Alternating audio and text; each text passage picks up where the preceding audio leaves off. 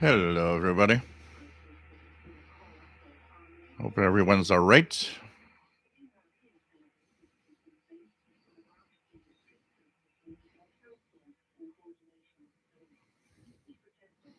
Ba-da-ba-ba. It's okay here.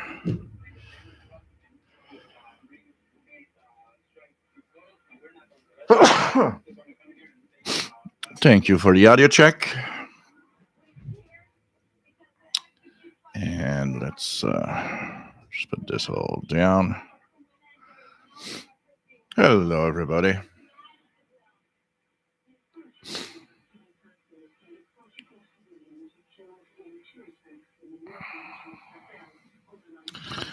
So, we're going to talk about power outages as it's been uh,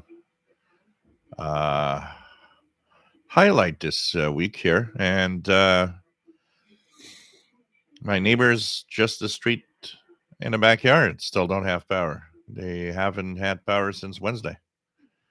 So gives you an idea that I'm kind of lucky to have electricity actually.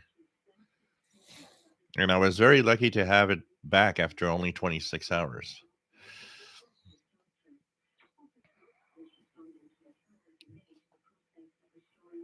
So, okay, here we go. Welcome, everybody. This is the Shortwave live stream, and we are here every Saturday at 20 hours Universal Time. We talk about radio, shortwave radio, radio in general, and we just have fun with a gang of wonderful people that love radio. My name is Gilles, and I'm located in Montreal, Quebec, Canada, northeast part of North America. So we are here every Saturday at 20 hours Universal Time, and there's no time limit. Somebody was asking me this week, once again, if there's a time limit, if it's always 3 hours or, and it's just depends on so many factors. Depends on what we have to talk about, the activity in the chat room, and me. So technically, there's no official time length of time for the show. It could last 2 hours, like it could last 5 hours. We've got a record-breaking 4.5, or I don't remember how much, but we got one that was really long a couple of years ago. So, anyways, we're here to talk about radio in general. It's not just shortwave radio; it's really radio in general. Every kind of radio. So if you are here and you want to talk radio, it's the place to be. If you're new to radio, it's the place to be also because there's lots of people that are going to help you out. And right now I'm listening to a pretty good signal here actually from, as you see here, 11810.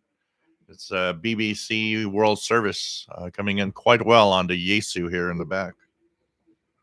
So it says 9 plus 10 here, 11810. From, I believe, Ascension Island. Let me just make sure that I'm not saying anything wrong. So 11810 at 20 hours Universal Time is from Ascension Islands in the South Atlantic Ocean. So pretty good signal right now if you want to check it out. It's really, really a great signal for now. So we have a beautiful chat room if you want to join in and have fun. And I'm going to take cheers, as usual, the sparkled water and cranberry juice. So we have a chat room with wonderful people if you want to interact. It's a lot of fun, great people also. And we have a Facebook group also, which is the same name as the channel here, official SWL channel. And that's where the party continues when the show's over here. Lots of activity, people posting what they're doing, and all sorts of things about radio. So it's pretty cool. And always remember, wherever you are, the big, big, big words that are not to be pronounced or talked about, no politics and no religion on any of the groups in any place here. It's not welcome. It's not the space for that. Here we talk about radio. So, welcome everybody. Nice to have you here. Jay Waterston 69. Nice to have you on board. Matt, no problem. I totally understand that. Nice to have you here from Denver, Colorado. MDK2. Danny Shortwave, Radio DX. Nice to have you here from Yonkers, New York. You're talking about 50 Fahrenheit. We're supposed to be in the 70s this week. On Thursday, I think it's going to be 70, 21 Celsius. So it's going to be much warmer this week. It's going to be really nice. Really, really nice. Master Players Radio and Television Plus Gaming. Nice to have you here. Rob in Phoenix, Arizona. Nice to have you here. We have David's Radio Room. Nice to have you on board from Central Georgia. We have K6SUD. Nice to have you here. We have TVDXer. Bonjour, ça va bien? J'espère que tu vas bien. Et que tu n'as pas trop manqué d'électricité. Où tu es? Hector Vasquez. Nice to have you here from Los Angeles. We have Arthur Solid Crafter's Kitchen. I haven't had the radios on much this week, except the HD radio in my new car. A lot of fun.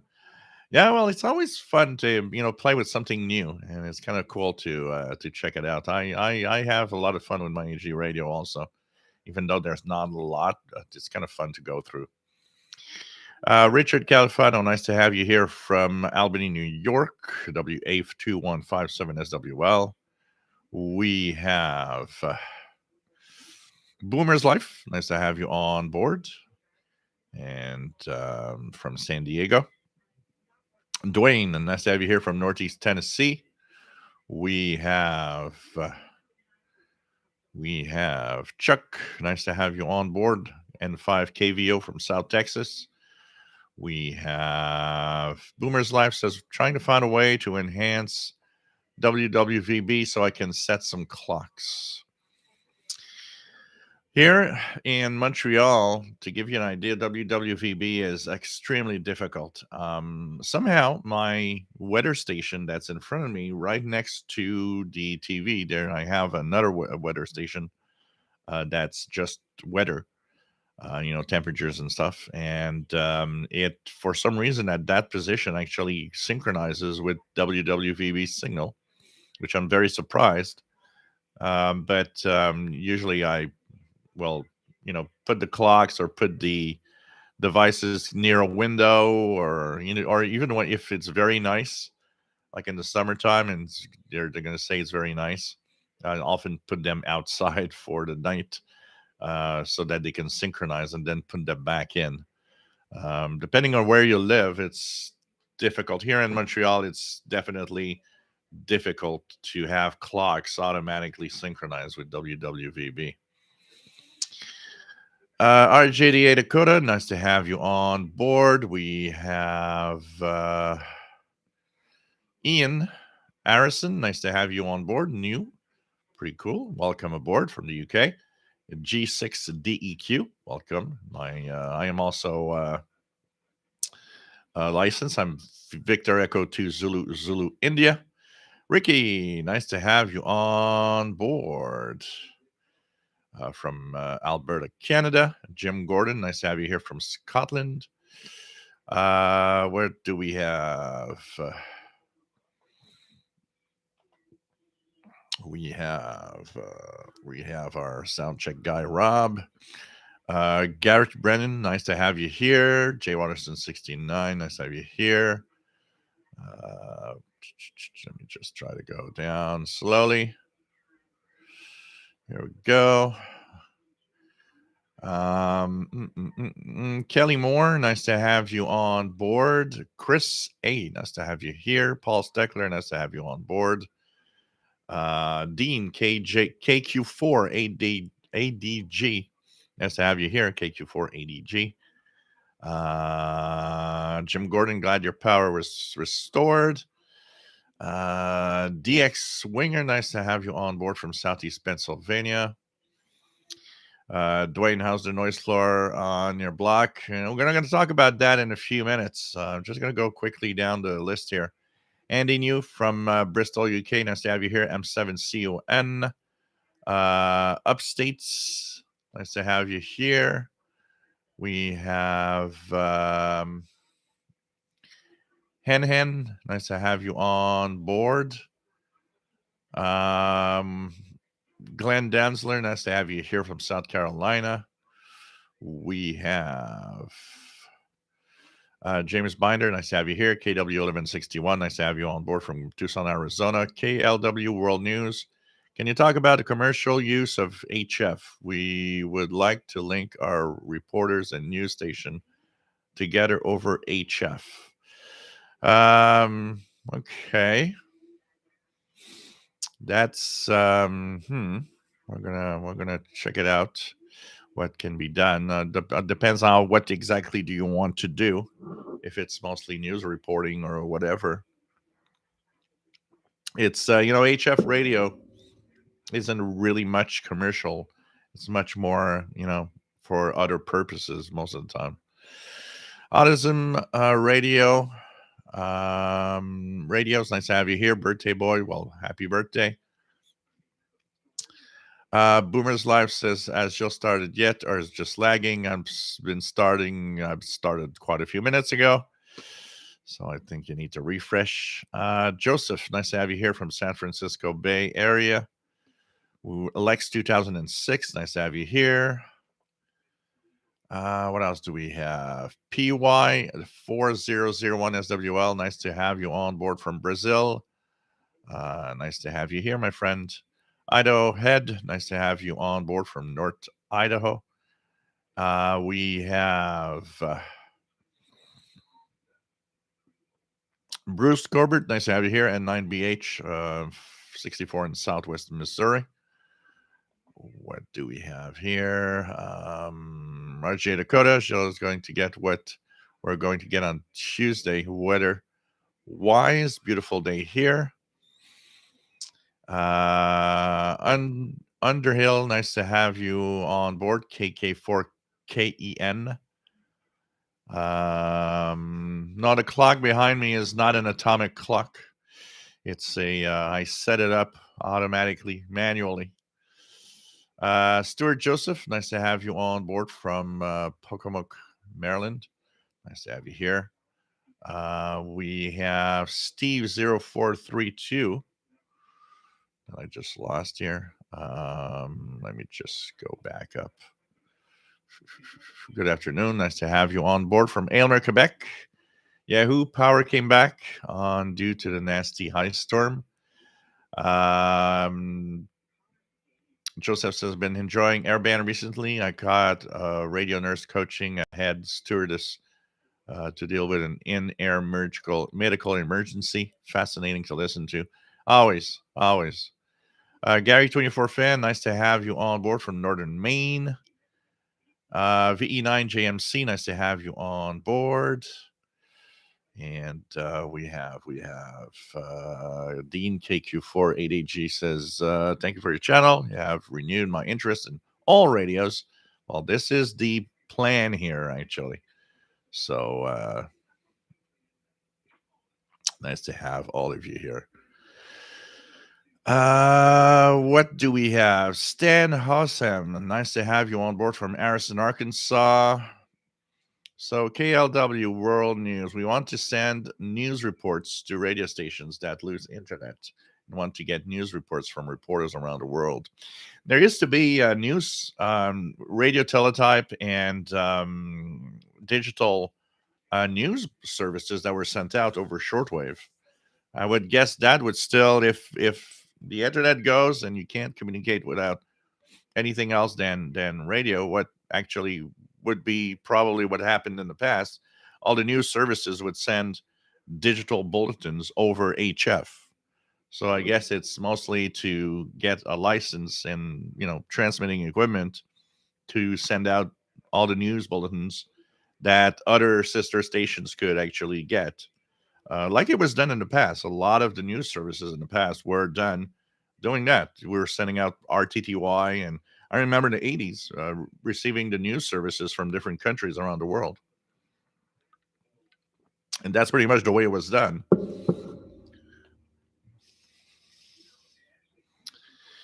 Mike WX50, nice to have you here from Northwest Arkansas. All Things Radio, nice to have you here. Stan Hassam, what English stations can we hear in Harrison, Arkansas? There's a lot of them. You can listen to, Voice of Turkey, Radio Romania. You can listen to, there's a lot of relays from WRMI, like Radio Prague, Radio Slovakia, Argentina, Radio Tirana. And there's all sorts of other shows also via the WRMI transmitters. You can listen to Radio New Zealand. You could listen to China Radio International, Radio Havana, Cuba. There's quite a few stations. You have to just check the schedules, what's on throughout the day. BBC World Service, there are frequencies that will make it up to Arkansas at different times. Voice of America, also Vatican Radio. So there are some stuff. Francis Moore, nice to have you here from Birmingham, UK. We have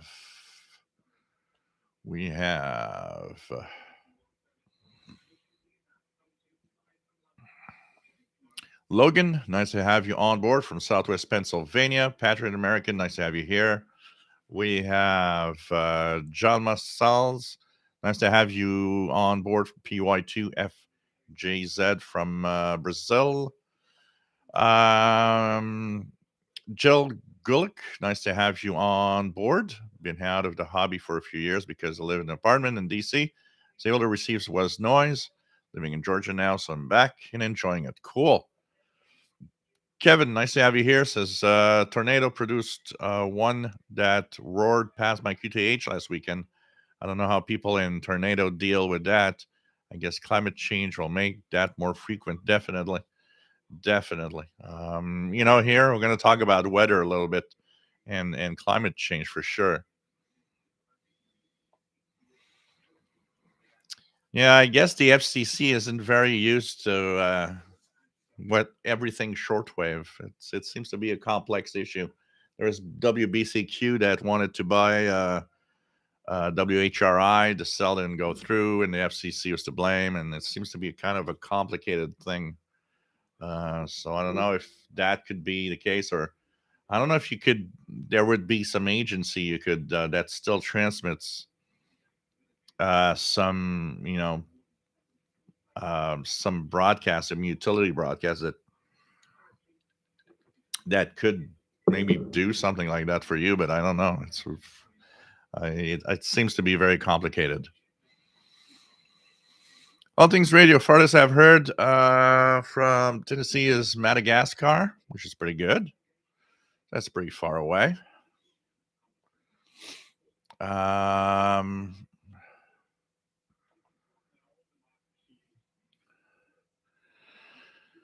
What else do we have?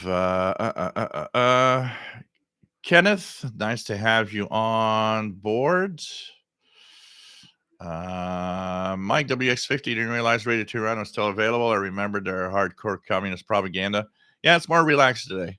Yeah, they are on the schedule of WRMI. You have to just check out what times. But if I look here, just out of curiosity, Tirana is listed as Tirana. That's maybe not listed here because it's listed probably on the it doesn't pop up on the IBI, but I know that it's on their schedule. I actually, every time I hear Radio Tirana, it's always by accident because I never remember what time they are broadcasting over WRMI, but they are relayed over WRMI. Jeff Kate D5 QDO, nice to have you on board. Artist Alley Crafters, I think I want to subscribe to Sirius XM for my car just for BBC World Service around the clock. I get 6 months for free service to start. Yeah, and you know what? Artist Alley Crafters Kitchen, use the 6 months of free service, and when that ends, call them up and say that you find it expensive. You're going to get a great deal. They do that with everybody. I got a couple of months for 99 cents. The one that I had was 3 months for 99 cents a month, and then it shot up to $12.99. So I called him up and said, well, $12.99, I don't really need that. It's kind of expensive. and they gave me $5 a month. So at $5 a month, yeah, and you get tons of content and cool stuff, including the BBC. So I think it's I get it on my phone and on the computers and so on, and I can get it on my Wi-Fi radio. So it's kind of cool. Um,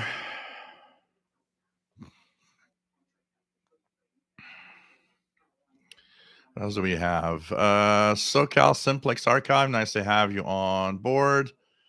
We streamed a 2 meter simplex calling frequency from San Pedro. Thanks for streaming. So KN6IRV. Rotten Animal. Does the refrigerator light turn off when you close the door? It's supposed to, yes. In my case, I know it does because the door needs to be about 3/4 closed. So there's still a space where I could see it that it actually shuts down.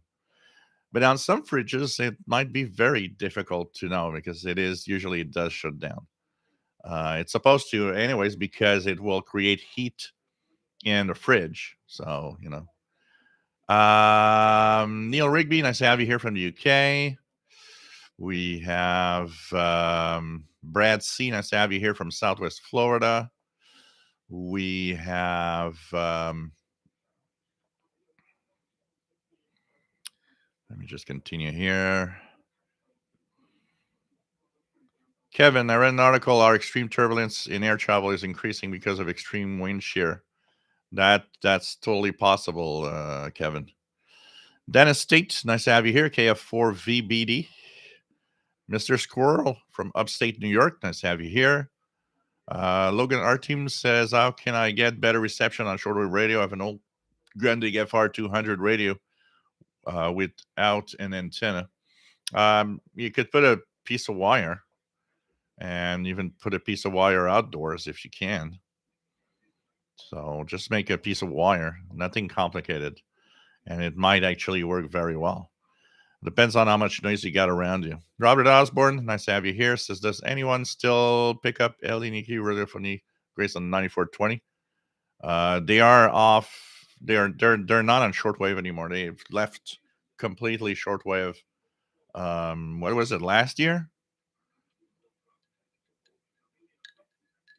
So 9420 does not have Greece anymore.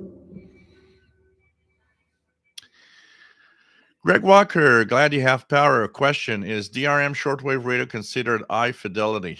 You know what? We're down the list. I'm gonna answer that question, and we're gonna talk about my power outage. And the power outage still going on actually for a lot of people here. DRM shortwave can be high fidelity, yes. Depends on. So when there's a DRM transmission on shortwave, there's different bit rates. If you use the software to decode the DRM, it's going to tell you, 128 kilobits or 192 kilobits or whatever. That goes with the quality of the audio you will receive. If you would receive a DRM transmission at 192 kilobits, you would technically get close to CD quality audio from it. But the higher the bit rate, I think I've seen even DRM at 320 kilobits per second.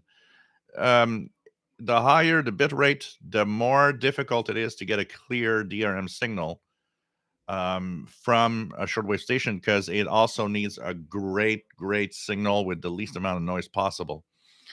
That's why a lot of people found it easy to receive a Voice of Nigeria when they were on with DRM, because they used a lower bit rate, which made the signal much more steady and easier to decode, even if it's a noisy environment. But technically, yes. Technically, yes. So we had here, because a lot of you probably don't even know that, we had a ice storm in Montreal on Wednesday. And things degraded at a phenomenal rate. So you guys might have seen my videos of me and the sunshine and the radio from Tuesday, and then on Wednesday Temperatures stayed all day below zero. Started raining in the morning. We had a warning, a freezing rain warning that was sent out on Tuesday afternoon, and it say that at least 35 millimeters of freezing rain would fall on Montreal on Wednesday. Now, we get freezing rain from time to time, but I was not expecting that things would degrade to the point that they actually did. So it all started with the freezing rain, and here everything was okay until about 1:30 p.m. In the afternoon, early afternoon, when the power went out. And it's like, well, it's freezing rain. There's power outage. But probably ain't gonna be that bad. Oh boy, was it bad! The rain was falling so fast that it was accumulating at a amazing rate on the antenna. And what happened is that lots of trees broke and tree branches falling everywhere on the power lines. And at the end of the day, Wednesday, I had no power, and there was 1.1 million homes without power actually in the Montreal vicinity. From all the way from like Gatineau on the west side of Quebec to South Shore, North Shore, and Montreal Island was the most affected. Half of that million people without power was in Montreal itself. I was part of that. And so at midnight, when they said, well, there's 1.1 million people without power, and that it's going to take a long time before the power comes back because it was tons of little power outages everywhere because of trees and all of that. So I ended up thinking, well, this is going to be a long one, and but I was lucky. Power went out at 1 p.m. around 1 p.m. on Wednesday, and surprise, surprise, I was not expecting that. I got it back on Tuesday at 3 p.m. So all in all, 26 hours without power. But I was very lucky because on that day when I got my power back around here, if you looked on they have a power outage map for Hydro Quebec. Around here, everybody was out in the dark. There's some kind of weird miracle that here the street was powered, but everybody else. And actually, as I am doing this show, imagine power went out Wednesday. This just the street in the back where you see my antenna, my NFED V when I make the videos or take pictures. The houses on that side, they haven't had power since then. They're still out of power. So that's quite long, and there's still about 250,000 homes without power as of now. And if I look at a map of power outages, there's still tons and tons of power outages across the city of Montreal. So it was really bad. The tree next to where I live, there's a small house, a tree there. Man, the amount of branches that actually fell off that tree actually broke the car's windshield here that was parked in the street. Um, I mean, it was crazy. It was crazy. You didn't go out here. There's a lot of trees in the street where I live. You just be careful because you never know if a tree branch would fall on you or something. Which made things kind of cold. On Tuesday, when I got the power back, it was about 11 Celsius in the house. Was starting to get cold. I was walking in the house with my jacket on. So it's like I was wearing my leather jacket in the house. So I was actually not expecting the power to come back so fast. I was very surprised that after 26, but some of my friends have had their power back only in the last few hours. I see them pop up on Facebook like, woohoo, power is back. So it's very, very bad. And, Kevin was talking about the weather and the climate changes. And that's something that they were talking this week about. How climate change will probably accentuate these types of problems. Here, the thing is, because somebody was mentioning, he said, you got a big ice storm in '98. It seems like you guys are in an ice storm place. Here, what happens is that Montreal. So first of all, Montreal, for those that still don't know, is a island. Okay, the city of Montreal itself is an island in the middle of the St. Lawrence River. So the only way to get here is either by a bridge or a tunnel or a plane. Um, Now, the St. Lawrence River is in a valley, so we're kind of a low point here. And so what happens is that storms sometimes, if they have winds coming from the northeast, sorry, what will happen is that sometimes the cold gets trapped in the valley. And even if it's warmer, the hot air stays up at a higher altitude. It kind of slips over the cold that's stuck in the valley. And so that's what happened. Above, it was warm, it was rain, but it hit our part here, where in the valley we were at about -3, -4 Celsius at one point, and it was raining. So it's like 25 Fahrenheit and raining. So everything was just iced instantly, and it degraded real fast. I mean, we went from something like there's 10,000 homes without power at noon to 1.1 million at night, just to give you an idea. We were lucky in there, very lucky in one thing, because that would have made it much worse, and probably I would not have power if that would have happened. We were lucky that it was actually raining ice, freezing rain, but we didn't have winds. The winds were very calm. So it was not shaking the trees, which would have made things much worse. If we would have had winds, high winds with that, oh god, that would have been a catastrophe. I can tell you that. So as we speak, a quarter million people still without power. So just shows you, they're saying that some will only have power back on Monday. So I feel bad for my neighbors in the back, because I talk to them all the time, and it's like, yeah, you guys, I got power. I almost feel like ashamed to have power. So it was quite interesting. So what happened is, of course, what do you do? So first of all, the most important things that was for me is to try to keep everything, including the smartphone, in working order.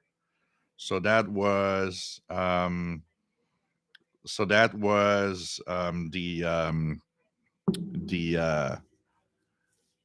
you know the priority. Keep the tablets, the computers, as much power as possible in the battery, um, if I could. And then I would, of course, go and sorry, I just got distracted by a message here. Just gonna check something here. But okay, it won't be long.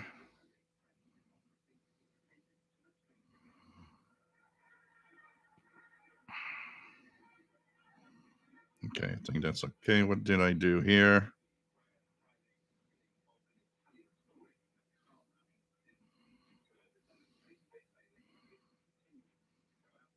I think it worked. I'm not sure. Okay, I'm back, guys. Sorry, I was just a little distracted here. So, anyways, the I took out then after the scanner radio, which was the first thing that I thought of early in the afternoon. Scanner radio, tuning around. So the local police is encrypted, so you can't listen to that. But there's the provincial police, Sûreté du Québec, which is in the open most of the time. And there are different companies and utility companies that are in the open also. There's all the delivery companies and so on. So I went through that commercial side where all the delivery companies and everything. That was very interesting because you get the hands-on people that are working outside with their trucks, giving details of down trees and everything. The amateur radio bands also was listening to that. Then there was the other thing that I took out, of course, is shortwave radios. But this was very, very educational. We talk about noise all the time, and what was extremely educational on this was the different power outages that came at different times. So I already told you guys that I know for a fact that the noise I have in my radios here are not coming. The noise doesn't come from here. So basically, what happens is that when I have a power outage on the street here, we're in kind of a different circuit. The other side and the back usually still has power when that happens, and that actually was the first power outage. When I lost the power, the everybody else, like on the corner and on the side here on the back, they still had power. We were only here. My noise was still very high. It was as high as it is usually. So, it tells you that the noise that I have doesn't come from here at all. Then power outage in the back. I thought, oh, this is going to be interesting. Turn the radio on. Still a lot of noise. So I was like, this is weird. No power there. No power here. And of course, on the other side, how can I have so much noise again? It's when at the corner, because I don't live very far from the corner of the street, and there's a few businesses here. When the and there's one of these big apartment blocks that has like 50 different apartments. Um, when that power went off, then things came very quiet, which made me realize that the noise I have seems to come from the corner, from the businesses and what's happening there, which is what, roughly maybe 60 feet away from here, 70 feet away from here, you know? So it isn't that far, and it seems to be propagating a lot of the noise towards here. So that was very, very interesting because I kind of, for the first time ever since I'm living here, I kind of understood that, okay, the noise that I have seems to come from that side. It doesn't seem to be from a localized source here. So I'm going to actually try with a portable radio to investigate a little more on that this weekend and next week, because it was very, very educational on that point. Um, Things came, of course, very quiet. I could listen to signals, very weak signals, in my living room I was using my Texan H501X for the purpose of tuning shortwave. So I tuned shortwave quite a lot. Of course, I didn't make videos because I needed battery power for the phone. So forget the videos. It was not possible to make videos. I wanted to keep my power, especially because when you know that the power is going to come back in 6 hours, it doesn't matter. I would have made videos and was like, yeah, it's okay. But when the power comes back, you don't know when the power is going to come back, and you see that things are really, really bad. Now you just like in survival mode. So it's like, let's keep the power on the phone as much as possible and on the different, the tablet and if I can on the PCs. Primary power source was keep the phone running and keep at least if the phone, and one of the things I wanted to keep also running was the tablet. So keep the phone, keep at least this tablet running because this has a long, long battery life. And then, for the radios, I had no problem with that. Like I was telling everybody, my radios and the batteries I have and everything, and the amount of radios I could run radios for 6 months without any power and still have ways to run the radios. That was really not a problem. So shortwave was very interesting. It was like, wow, it makes you realize all that you get when the power is gone. when the noise is gone. All that you can receive, it was like just crazy fun. I could listen to the BBC like it was local, even if it was coming from Madagascar relay. I could listen to Radio New Zealand like really, really clearly. It's not too much of a problem here for New Zealand in general, but still, it was even better. There was no background noise in it. And all the weak signals I could hear from China and everywhere was truly a fantastic experience. I went through the utility bands. There are tons of little signals that I don't hear usually. Definitely was fun for that. But at the same time, it's like I'm happy to not have power and do this now. I just don't want to have, I want to have power soon. I don't want to be 5 days without power because I didn't know when it would come back. When I woke up on Thursday morning, I was starting to get quite cold in the house. And so I went out. There was a restaurant in the corner, and that restaurant actually on that side in the corner had power. So I went there, got some coffee and a couple of things to eat. I actually was running low on power because I was sharing the internet of my phone with my computers and my tablet, which drains the battery faster, of course, because you're sharing internet. What happened is my phone was at 22% when I woke up in the morning. So first thing that I thought is, well, if I won't have power today, I got to put that thing and push it back up to 100. So I got an idea because when I take the subway, I see that there's power, there's some power outlets and subway stations, and there's a subway station not far from here. So I thought, you know what, I'm going to go to the subway and plug my stuff, and it was just so funny because I brought with me a power bar and my phone and tablet and a computer and under power adapters, and I was like, I'm gonna plug there. And one of the funniest thing about that is that everybody had the same idea, of course, but um, I'll say it exactly as I want to say it. Everybody is cheap, don't want to pay for anything. So at the top level, before you get into the subway, everybody was waiting in line to power their stuff there. So I thought, hey, I'm going to pay for the subway fare, which is $3.50. And I'm going to go see down at the station where the subway rides, if there are people, and there was nobody. Nobody, because nobody wanted to pay to charge their stuff. Like I was saying, everybody's cheap. So it was like, okay, this is cool. I'll pay 350. I was happy to pay 350 to charge my stuff. I thought it was totally worth it. So went down to Subway, plugged my stuff there, and stayed there, read some stuff on my tablet while everything was charging up. Spent maybe an hour and a half there, and I thought, well, now I know if I don't have power, what I'll do is I thought I'll come back later in the day, like early evening with my stuff and do some another charge session, and that'll give me enough power for until tomorrow.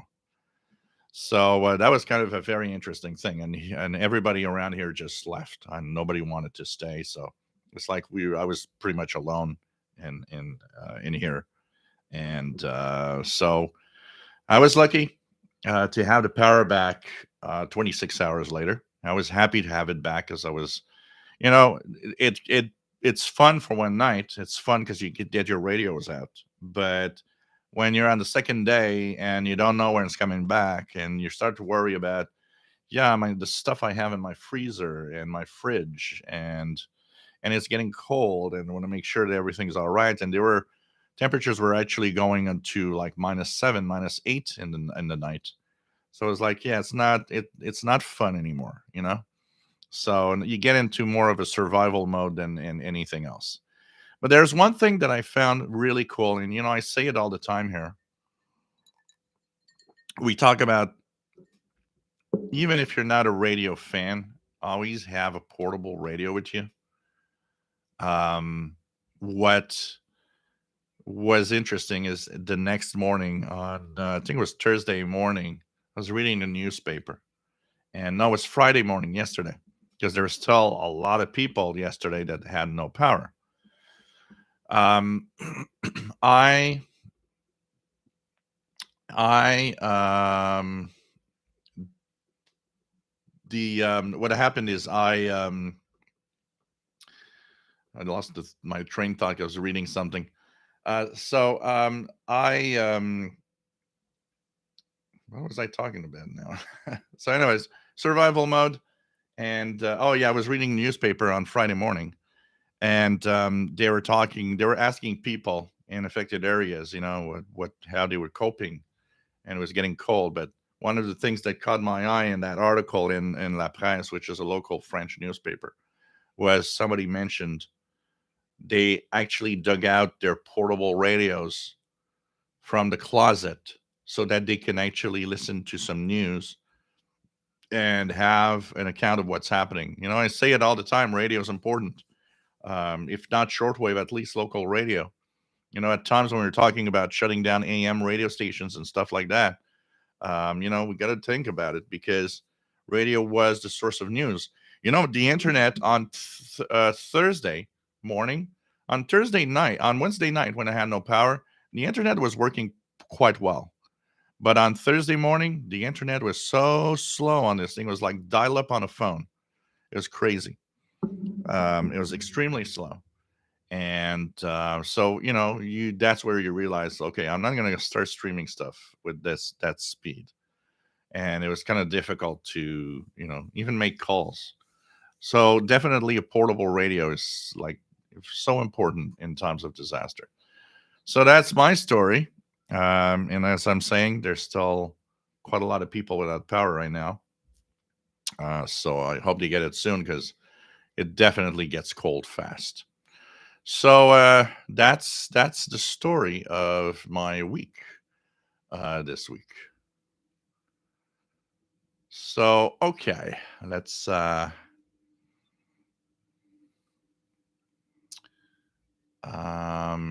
down here. Start. Okay, let's continue up, up. I'm just gonna try to find a place I was.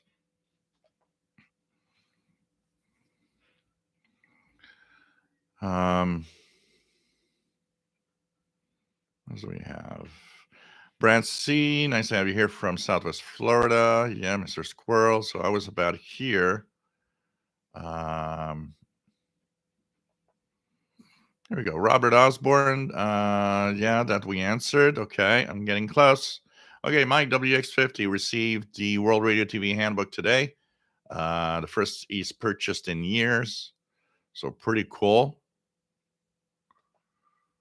Jim Gordon. RT Ireland, yep, going off 252 on April 14th. Definitely. Another one's going away. So long wave is where they are trying to cut a lot of, one of the interesting things about um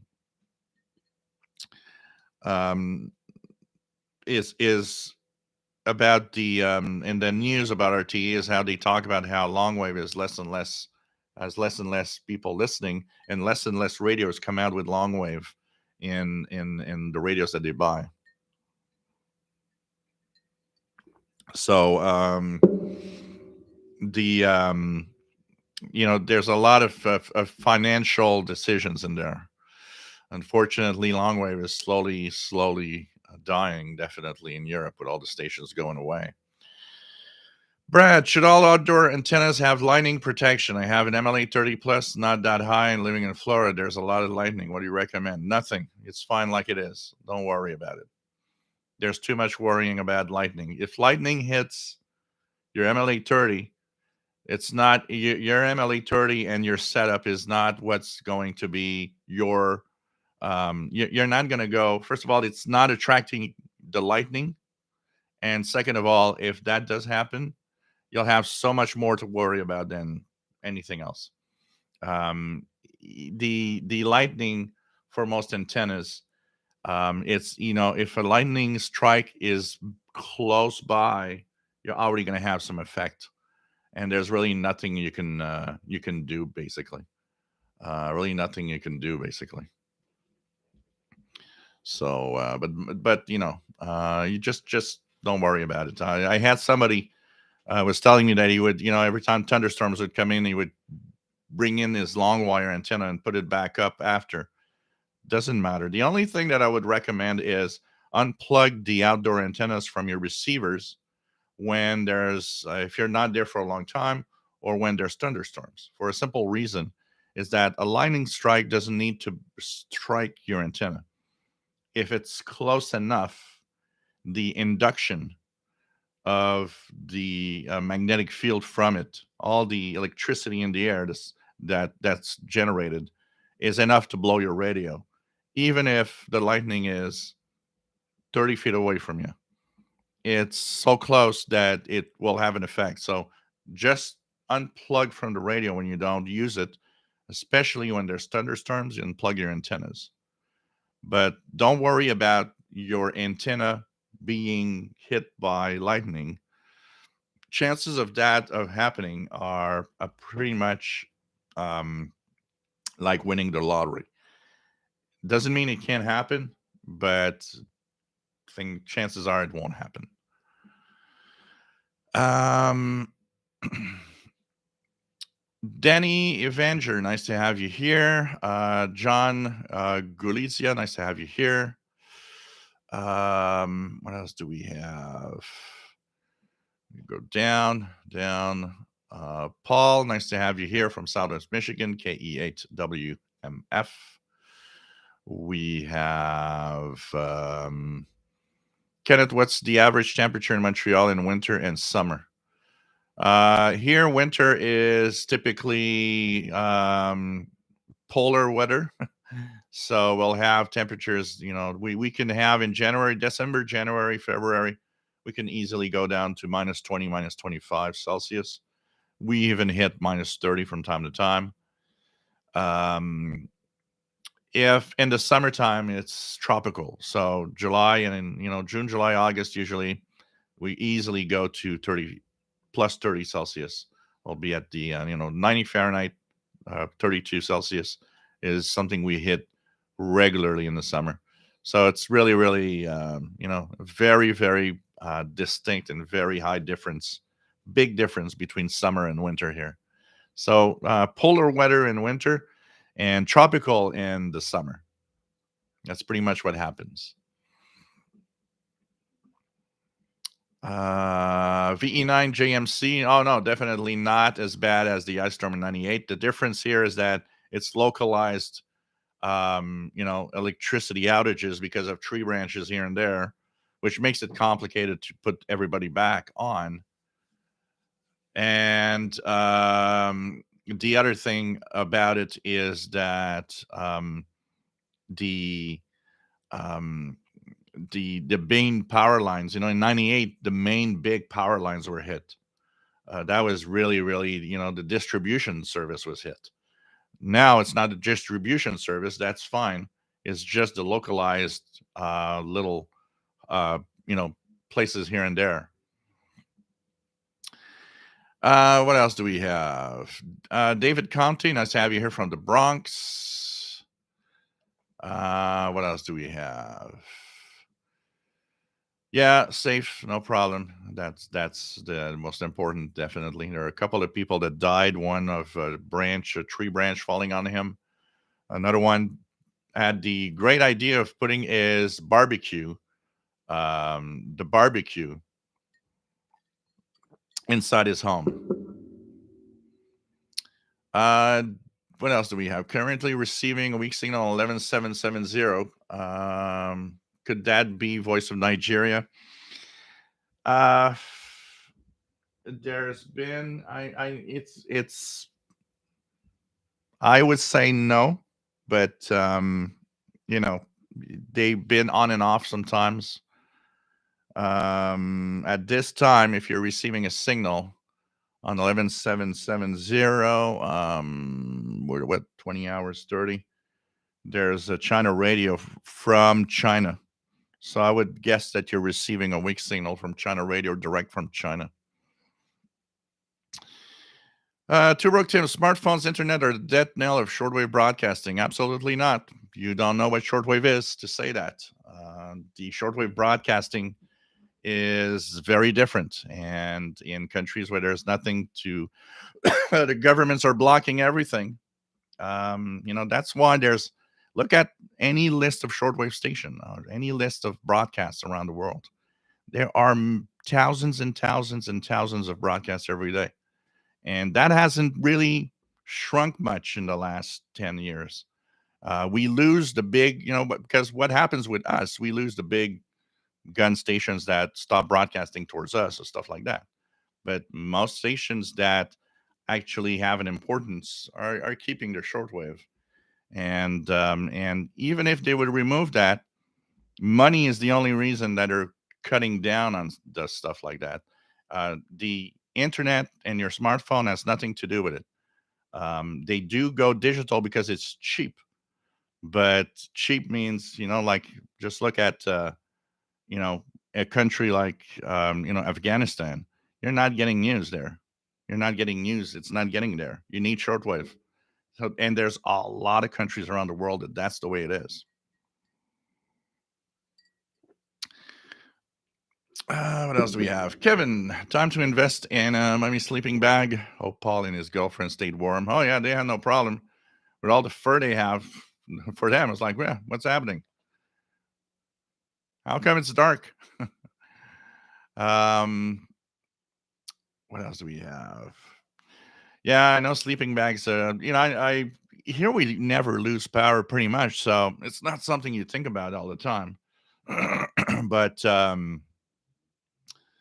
definitely a sleeping bag, at least a sleeping bag, and a couple of things like that are very useful to have in case of that type of problem. Definitely. Bill Miller, nice to have you here from Northern Ireland. MI0NUM. Brad in Amarillo, nice to have you on board from Texas. Mr. X, nice to have you here. Happy Easter.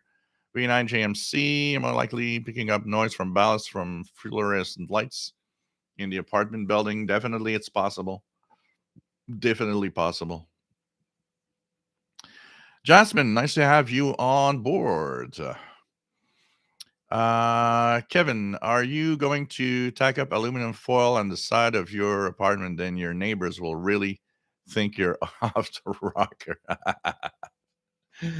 I don't think I'm gonna do that. I was extremely lucky with something that happened. So the tree in the front yard of the neighbor's house, of course, suffered a lot of damage. But the smaller tree in the back, the one that I'm using to put my NFED V antenna, also suffered damage. But I was lucky for several things. First, the branches that broke were on the other side of the tree. And I actually joked that my NFED wire was holding the branches. That's why they didn't break. Um, so it's the other side of the tree, not the side of my where my wire is. And when the guy came and started, clipping off branches and stuff, I thought, okay, that's going to be the end of my wire. He's probably going to clip something or clip the wire. Well, he went through. He clipped all the branches that he saw. He took everything away, took the broken branches off, and what happened? I think he never even noticed that my wire was in the tree. I did have to kind of shorten the wire a little bit because with all the dangling and everything, it kind of, because the roll of wire, there's a roll of it that's stuck in the tree still. So I guess it probably kind of extended a little bit. It unrolled slightly. So it was hanging very low after the heist was off from it. So I actually pulled it a little bit and cut a chunk of it to make it a little straighter. But I'm lucky my antennas hold up. My MLE 30 is fine. One of the things somebody asked me says, "Oh darn, the MLE 30 needs power. So how can you power it?" I actually had a great idea. You guys know that I had a KWA. What was it? The KW A 180, something like that. That wideband antenna. that wideband antenna came with something that was kind of cool, which was a oh, by the way, there's a cloud cloud splitter radio will relay a classic WBNY show at 21 UT, guys. So it's starting now on 6935 upper sideband. So let's see if I'm getting it here. It should have started now. So I'm getting this secret message. Yeah, I'm getting a transmission upper sideband. Yeah. Coming in here at about S9. Not bad of a signal. 6935, guys. It's a pirate station. Cloud splitter radio. And it's a relay of a classic WBNY show. So 6935, upper sideband, Commander Bunny. So this is what's happening right now. If you want to check it out. So basically, it's on. It's a pretty good signal here. I'm going to try it on the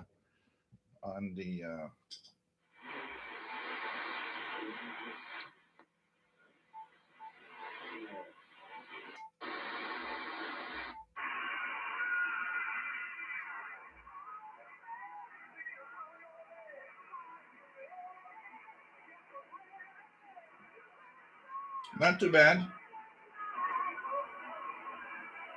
So 6935 upper sideband. We have a pirate. Whoa.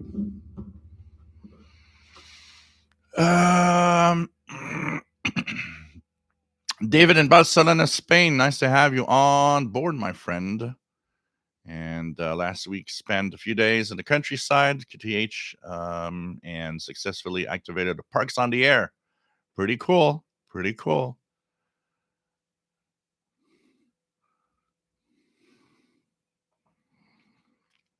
John Hummel Newell, VE5JHN. Nice to have you on board. What else do we have? John Beckham, nice to have you here from Northeast Florida. Ricky Long says $3.50 for Metro ticket was definitely money well spent for you. Definitely. I mean, come on.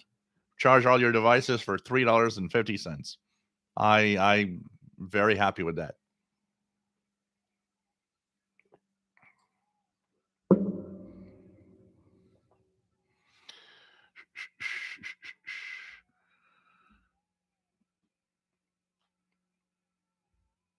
What else do we have? Hey guys, no religion, okay? I don't even want to have the name Bible written, okay? We say zero, it's zero. What you believe is your business. It's not part of the shortwave stuff here, okay? That's all. What else do we have? What else do we have?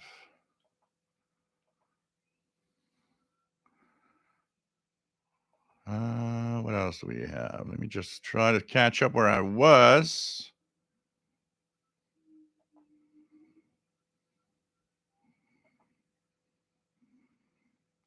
So any political reference of any kind will be banned. That I am dead serious. Okay.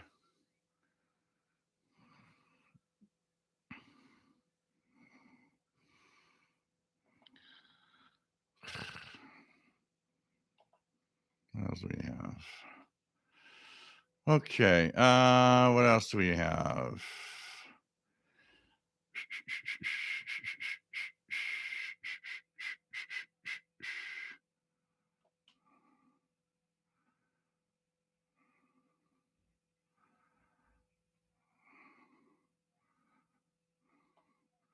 Neeson Greenwich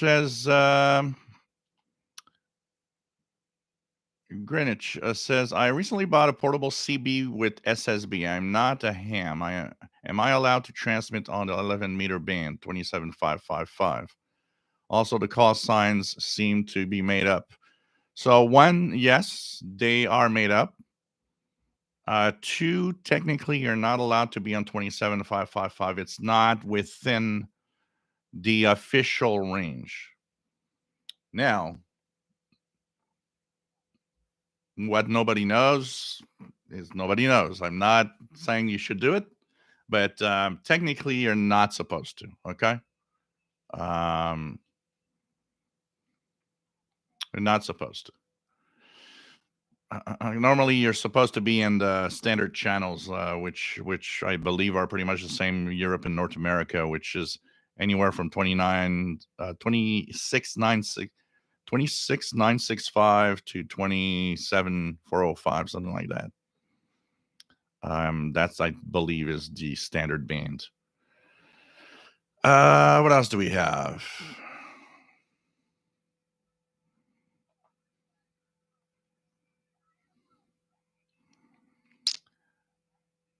Ricky says, I saw a headline from a Montreal publication on Thursday. They said power outages affecting telecom services. We've become too dependent on that stuff. Oh, definitely. Definitely. When it doesn't work, it's really, you know, something. I need a power. I need actually to have a battery, like David is talking about the batteries that he's have with a 40 amp hour battery. I need to have one of those to power my transceiver, and that was the missing thing. If I would have had a good battery to power my transceiver during the outage, that would have been nice because it would have been also interesting to maybe try to do a little more serious DX while, nothing is happening pretty much. Um, John Beckham says, great videos from your last week regarding shortwave schedules. Solar sunspot activity allowed me to receive up to 30 stations from 13. So pretty cool. Pretty cool. Yeah, I know that these videos help terribly because when I was showing how I use the schedules, showing also that a lot of people enjoyed the um, when I was using the world map and showing how when a station is broadcasting from a specific um, uh, area to a target area, to look for things like when they're broadcasting, is it towards you where you live? Even if you're not in the target area, that signal might still continue, you know? So,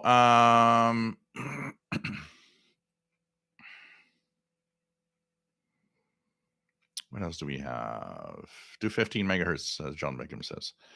Anton, I counted over 5,600 lightning strikes less than a mile from my house last year.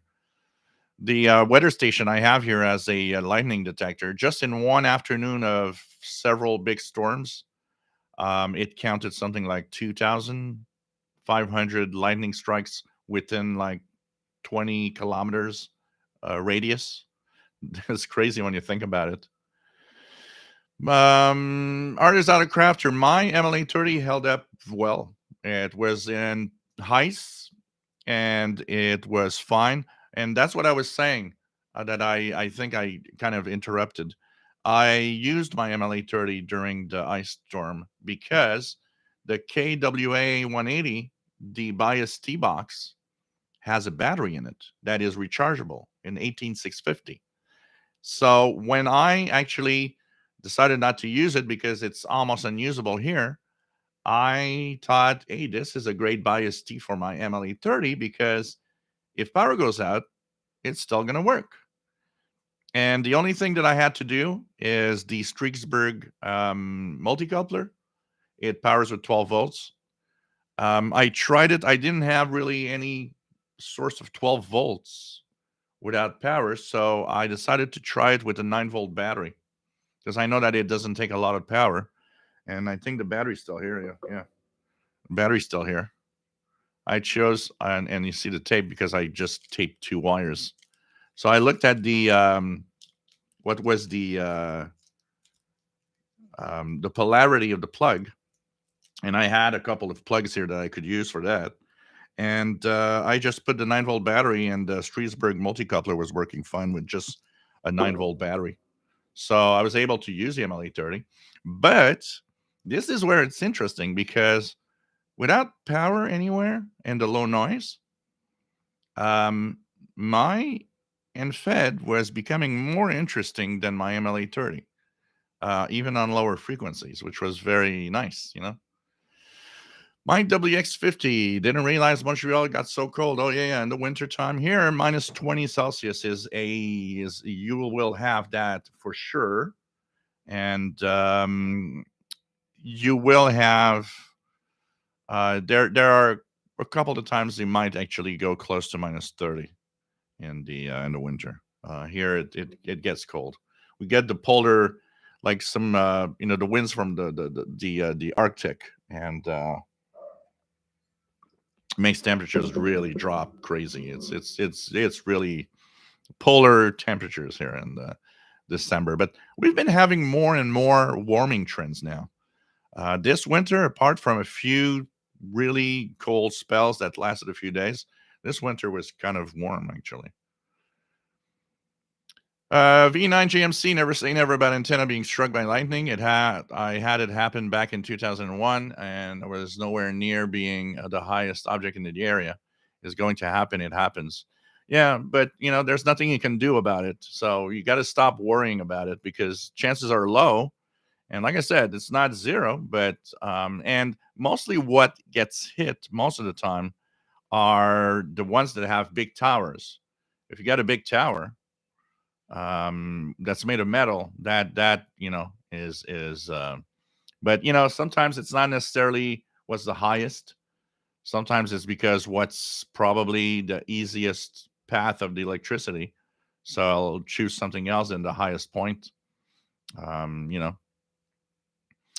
oh yeah, Montreal is cold and hot. So in Montreal you can be in January, say, oh darn, it's way cold, too cold. And you can be in July and say, wow, this is way too hot. We can complain about both here actually, but a lot of people don't complain about the summer, because a lot of people don't like the winter. I'm not one of those. I like winter, so I'm okay. But and I don't like, you know for me, 90 Fahrenheit or 32 Celsius, for me that's beach weather. For just being in the summer and the city, I rather have like 75, 80 Fahrenheit max, not much more than that. And here the biggest problem is that the humidity is crazy in the summer. This is Here, summer is Florida's weather. Very humid, very hot.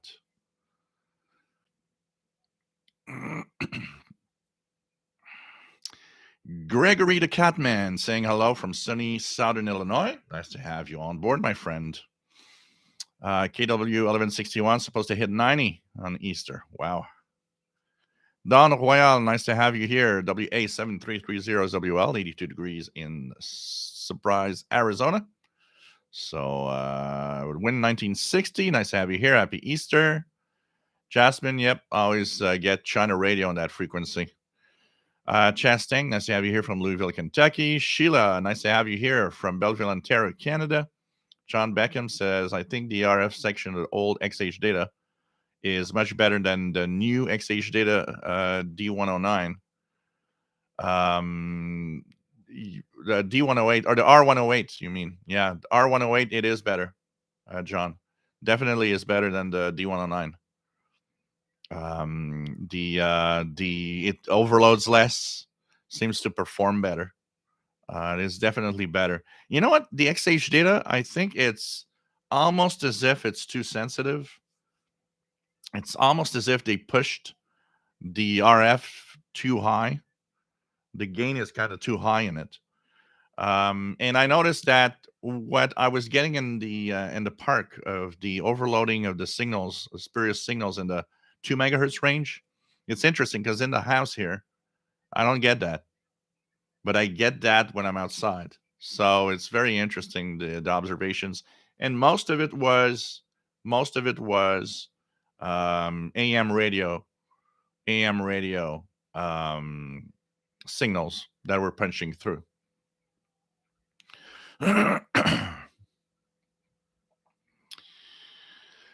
What else do we have? Neeson Grinch says was just in Thailand, and ATM scan on shortwave can bring in over 100 stations. Oh yeah, in Asia, Middle East, in Africa, you're gonna get a hell of a lot of stations when you do that. Anton, I take my coax and move it outside 50 feet from house. Toast and Loaf, nice to have you here. David says that means I can keep my coax plugged in, but I still am keeping an eye on any sudden appearance of unexpected storms. V9 James C. Ham radio holding up trees since 1920. Yeah, pretty much. Pretty much. Paul Steckler, someone needs to make a portable radio with airband, NOAA, SSB, HD, DAB Plus, and RDS. Is that too much to ask for? If it brews coffee in addition, that would be good. I would buy a if here in North America, if someone would make a shortwave radio with the NOAA weather bands, airband, HD, and of course the equivalent for you guys in Europe with DAB plus, and RDS on FM, would I would buy that. I would buy that, especially if it works well and does well what it's supposed to. C Cranes, CC radio with SSB is missing on two things. It's missing on it's missing on RDS on FM. It doesn't have that, and it's missing on HD radio. If they would have had those two things, I would get one. It would be more expensive, of course.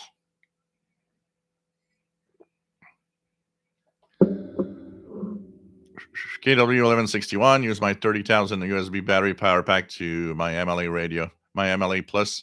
That will last for a really, really long time, definitely.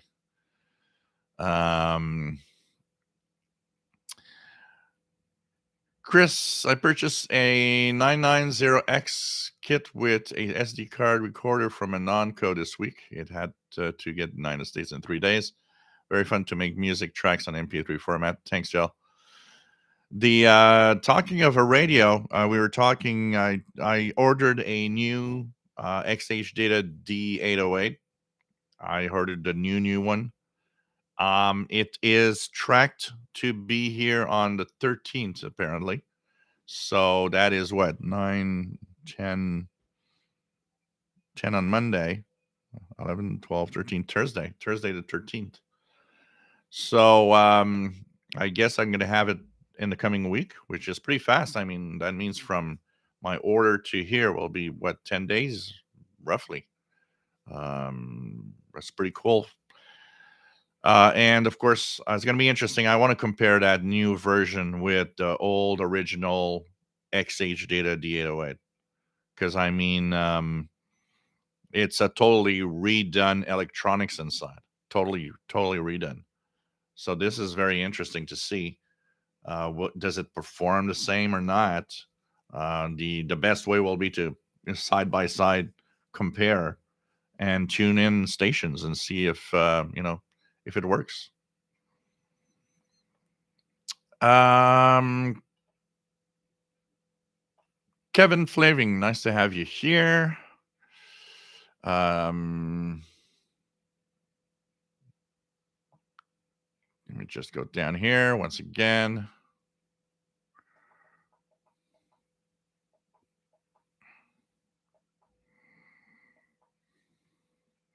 Second 1161 says no joy for 6935 in Arizona. John can hear 6935 upper sideband here in Tampa, Florida. So that's pretty good signal here in Montreal. Well, if shortwave's your religion, this is a place for that. That's a different thing.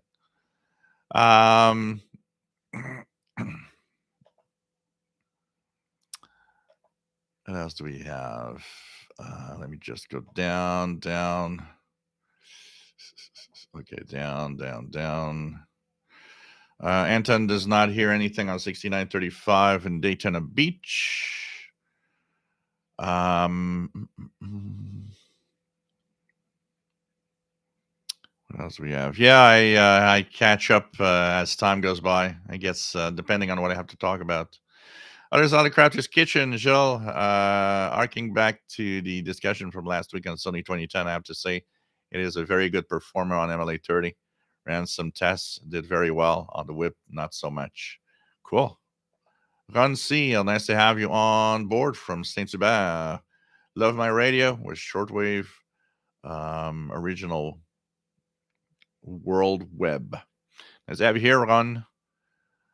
Mad Radio DX UK, M7EIW. Nice to have you here. Can I ask you? Do you listen to Wi-Fi radio more than before because of noise at home on shortwave? I admit I listen more to my Wi-Fi radios as the medium wave shortwave bands at home are too noisy for casual listening. I'll be honest, my Wi-Fi radio is almost exclusively for listening to music. I will. The only other thing I will do that I could, if I can't listen to it on here on shortwave, that I'll do is listen to the BBC World Service on it. So I will do that, but for the most part, I listen more to shortwave and medium wave. I listen more to that, and if I want to listen to a medium wave station, I'll listen to it on a radio. I won't stream it on the device. I don't really do that. KW1161, did you test out your QRP set during your outage? Nope. It actually doesn't, it kind of has a flaw that it froze and it just doesn't do anything anymore. So the guy offered me to, it's like, well, you paid for shipping. Do you want me to pay to send you the shipping money or whatever? It's like, no, that's not fine. He said it was working fine for him, and he even said it again. He said, no, it was working fine here. But I found a lot of little glitches in it, and I think something just fried. I played too much with the buttons. So, anyways, it doesn't matter. Well, I'll have something else at some point. Francis Moore says, dug out my ICOM ICR 8500 and had forgotten how good it is for a non-SDR using a long wire and a RF tunable preamp. Bought one of the Chinese Malachite clones, latest version, sent it back. Not impressed. So yeah, I don't know. It's definitely a great radio. The ICOM ICR 8500 is definitely a great radio, for sure. RJDA Dakota technology is great when it actually works, and definitely radio is a technology, but it is truly miraculous how it can be in Midwest USA and hear something from India or New Zealand. Absolutely. Hank Parr, nice to have you on board. Sheldon Harvey, nice to have you here from Greenfield Park, Quebec. What do we have? So David, use a Biono BLF 1240 AM here, mainly for powering the IC 7100 on out portable. But like I said, I could use it in like a TH2 if needed. Yeah, I need to have something because that truly was the missing point here. If I could have powered my Yaesu FT DX10. Jim Gordon recently took delivery of a XH Data D109. I've used it outdoors with a XH Data reel and am quite impressed with it on all bands. Cost about $35 from a Chinese seller. So what else do we have? John Gulizia says, why does WWV on 5,000 kilohertz not heard and or tons of noise? Propagation, perhaps? It's a mix of all of that. Remember that the lower you go in frequency for these stations. So, for example, WWV is on 25,000, 20,000, 15,000, 10,000, 5,000, and 2,500 kilohertz. The lower you go, first of all, the harder it will be to receive at a long distance. It will also be noisier most of the time. In general, shortwave is pretty much all the same everywhere. It's the lower frequency, the lower you go in frequency, the higher your noise floor for most of us. Also, there's a time that you got to listen to it. So, for example, here, if I want to hear like 25,000 would be now, 20,000 would be now, 15,000 would be now, 10,000 kind of, but 5,000 will come when the darkness arrives. So I'll have to wait at night. And 2,500, 2,500 kilohertz is really like, midnight, 1 a.m. when it's really, really been dark for a while and it's dark path between Colorado and here. But so it's a mix of that, a mix of higher noise, makes it more difficult.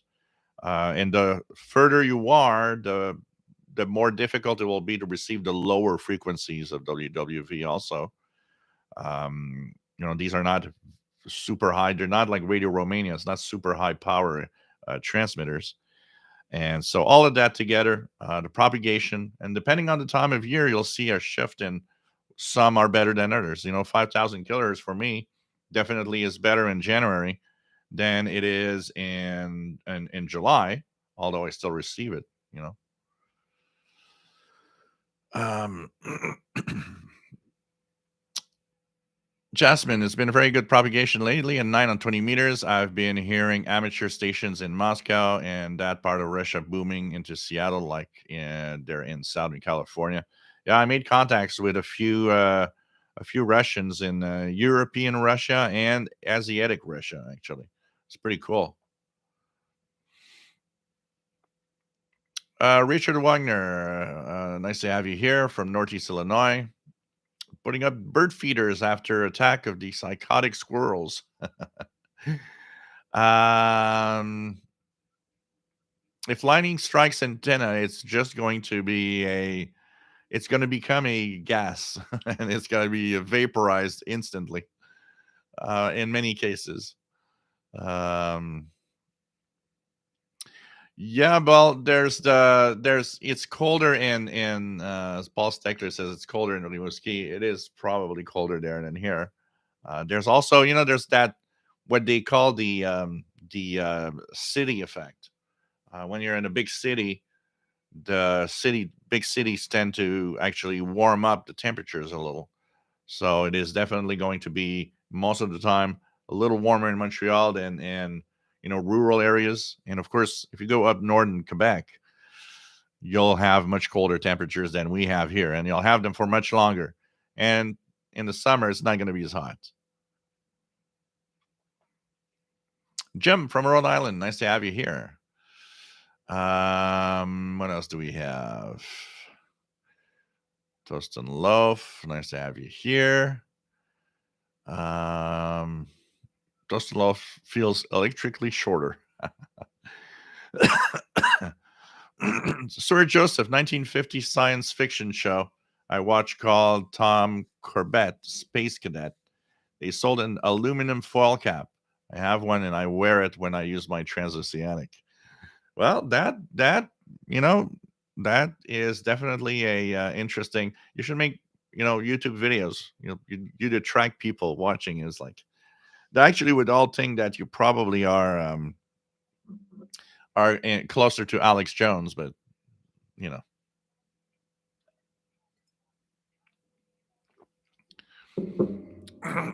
Yeah, it can happen.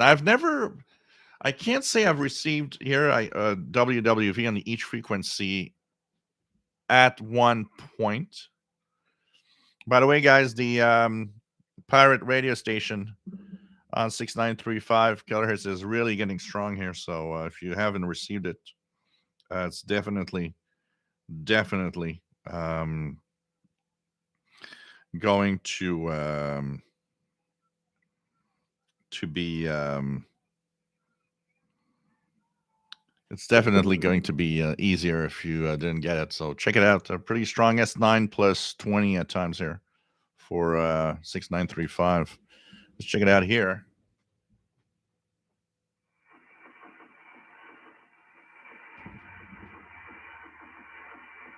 Pretty much S9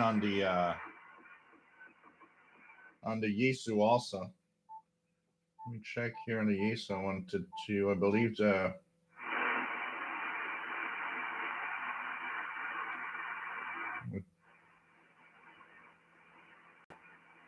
Not hearing LRA 36 out of Antarctica right now. So, anyways, the WWV I haven't received. There's no time that I've received all of them at some point, but there are times that I've received a lot, most of them. Like right now, if I try it to give you an idea, let's try it here. So let's put ourselves in AM mode, 25,000 kilohertz. So it's not making 25 megahertz is not there. 20 megahertz is there.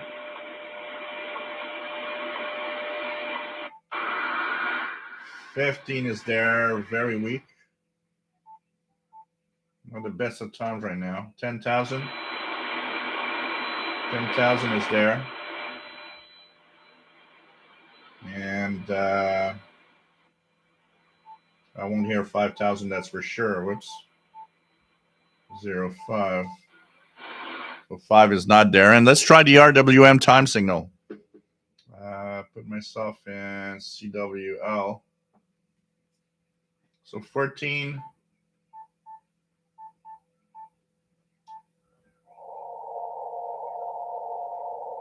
It's very weak. It's there on 14996, but very weak. RWM time signal out of Moscow, Russia.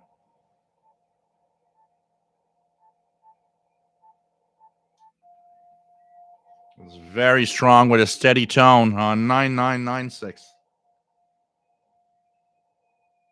The East Coast, if you guys want to try it, 9996 is definitely a very strong, steady tone from RWM Moscow time signal.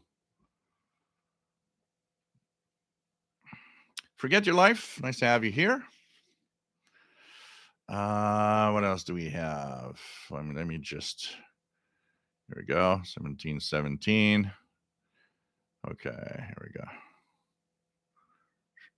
But usually the lower frequencies are better at night. The higher frequencies, what you'll want is a lower frequencies and the darkness path between you and Colorado, and the higher frequencies more in the daytime.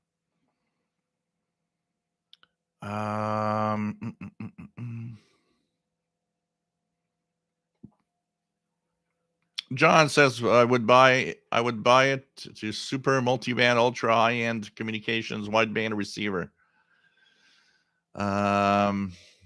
Jasmine, with so many radios and more on the way, have you ever given thought to what will happen to them when you pass on? Like, have you considered donating them to a museum or something? I've, it's something that you do. We all have to think about things like that at some point. I mean, one thing for sure, if something happens to me now, I don't think these radios will have, somebody will, the people that will come over to take the stuff are going to say, wow, what's this crazy this crazy guy had so many radios. I'm not sure exactly. My vintage computers like the Commodore and Amigas and the Atari, my nephew Gabriel told me that he wants those, so they'll have a home. For the radios, I don't know. There's nothing really thought of at this point of anything. Definitely would be sad if they'd go to the trash or anything.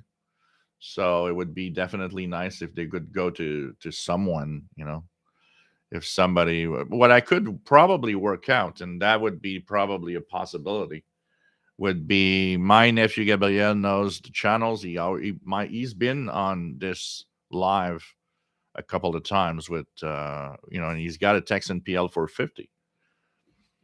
That one possibility would probably be, hey, if I pass away, here's the passwords and everything to get on the official Shortwave channel. Do a live and give the radios away. Just ask people to pay for the shipping, and that's it. And send them away to the people that were watching me. I'm sure some people will want them. I think that would be a possibility, and I'm sure he would do it. My nephew would really, really do it, he'd get live and he would give away the radios. I'm pretty sure. Keegan DXer, nice to have you here from Northwest Arkansas. John Beckham, general speaking, 15,000 WWE is my go-to time frequency.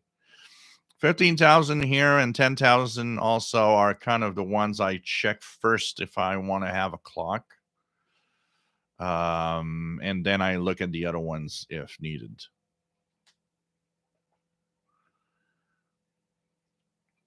Sheila, questions from fellow Canadians here. Where is the best, most reliable place to order an MLA30? If it's Amazon, is there a preferred reseller? Thanks. That's a hard question to answer. I would probably here in Canada buy it from Amazon if you get it at a decent price.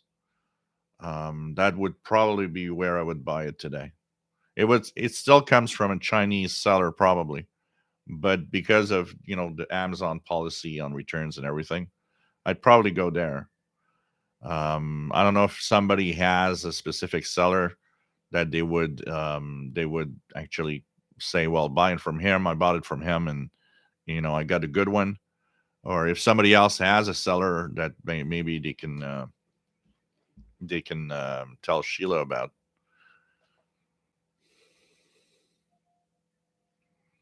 Here's the ID.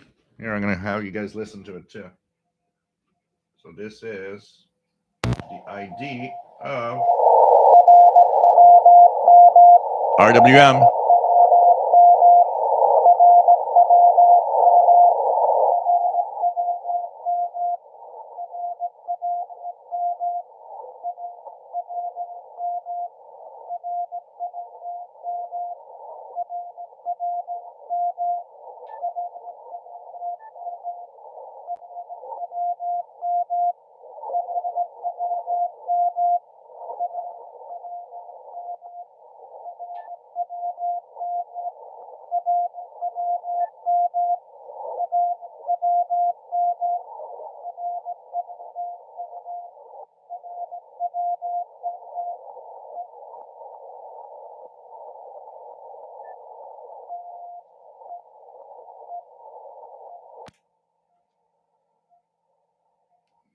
So that was RWM ID. The Morse code says RWM in Morse code, and then they followed with the time pips.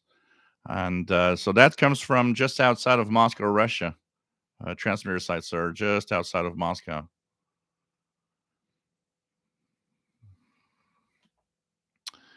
RJ Dakota, I like the internet radio, but I realize it isn't as reliable as a good shortwave radio connection. I do enjoy RNZ on my internet radio, but I enjoy it more on shortwave.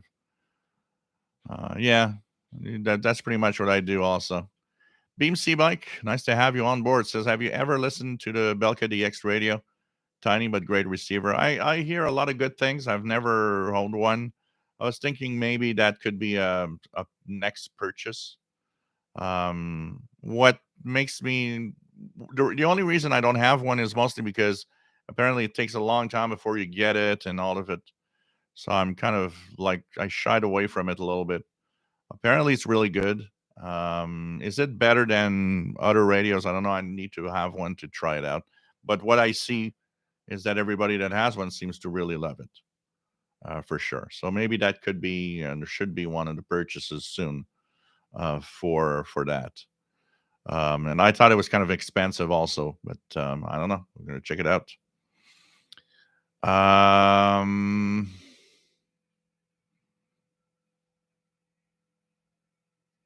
What else do we have? VE9 JMC and lower frequencies like 2500 kilohertz. Try a loop on the ground antenna.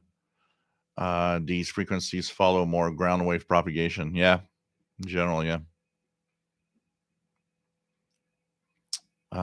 Jim Gordon, a question for you. If you decrease the bandwidth on, say, the D808, does this increase the strength of the station you're listening to? Someone wrote a post about this. What do you think? Does not. What it does is you have the same signal. It just cuts off each end of the bandwidth. So if you're on 6 kilohertz, you're getting the full rich audio because you're getting the full bandwidth of an AM signal. And when you actually change the bandwidth, make it narrower, the only thing you're doing is just clipping off the edge. So you're lowering the audio quality. The audio is a little more muffled because you're cutting the high frequencies, and the narrower you get, the less fidelity in audio you'll get.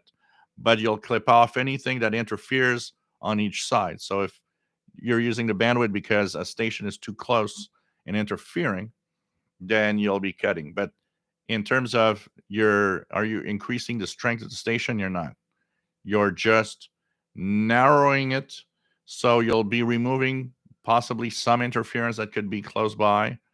Sometimes the bigger bandwidth, the higher bandwidth is noisier. So by narrowing, you kind of remove some of the noise, and of course the interference from adjacent stations. But the strength of the station itself stays the same. Jasmine, would be amazing if we could learn to harness how to harness the electrical potential which leads to lightning. Yep. What else do we have? Okay, that's the battery you got. You can check it out here. Set Canada.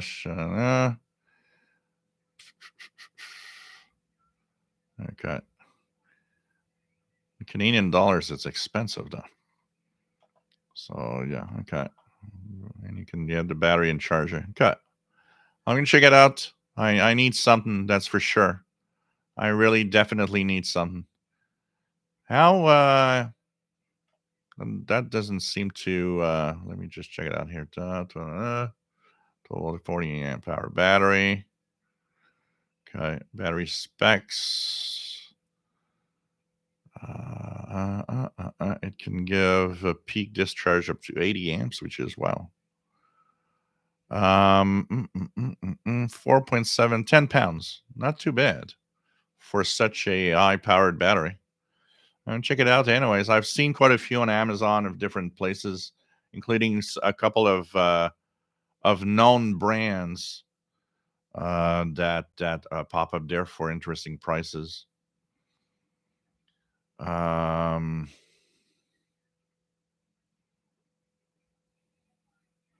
Yeah, 120 meter band stations. Yep. When there were then, I've never heard a station on 120 meter band. The lowest frequency I would hear tropical stations was on the 90 meter band. Ran Nasir says, my radio is my off-grid tool, PL330 plus solar battery pack and MLE30 powered also. Yeah, does a great job. Danny Shortwave 13264, Shannon Volmet S5 in Yonkers, New York, satellite 800 with MLE30. Let's check it out here on the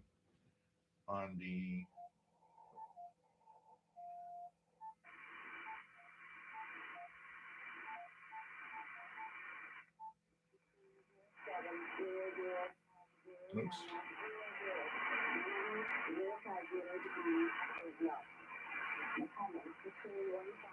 So this is how it sounds like here. Between 1900 and 2100 Lincoln. Geneva, valid from the 8 until the 10 at 03. So 13264, that's a Shannon weather station in Ireland. 13264 upper sidebands. Yep, John Beckham, electric cars. And the reason why is because the electric car makers do not want to shield and spend the money to shield their cars. So they don't want to have AM radios in them. Paul 6925 quiet and shortwave software. It's 6935 for the Pirates. It's very, very strong. 6935. You should be getting that in Michigan. It's very strong here. It's S9 plus 20 and even more.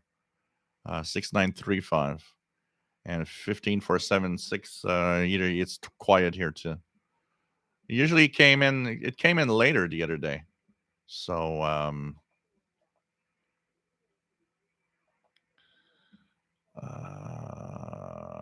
what do we have? What else do we have? Let's go down. Okay, here we go. Dwayne has no copy of 9996 in Tennessee. Or put in 9997 lower sideband. If you want to hear it, because it's in CW at that frequency. Ricky, I've been getting RWM a lot on 9996 in late evening in Calgary with good signal. Heard 14996 for the first time last couple of weeks. I was hearing, actually, before the live show started, I was hearing 14996. Kevin just found a Sunfire X4150 server in the trash. Loaded with 4 times 180 gigabyte hard drives. Hey, use that for something.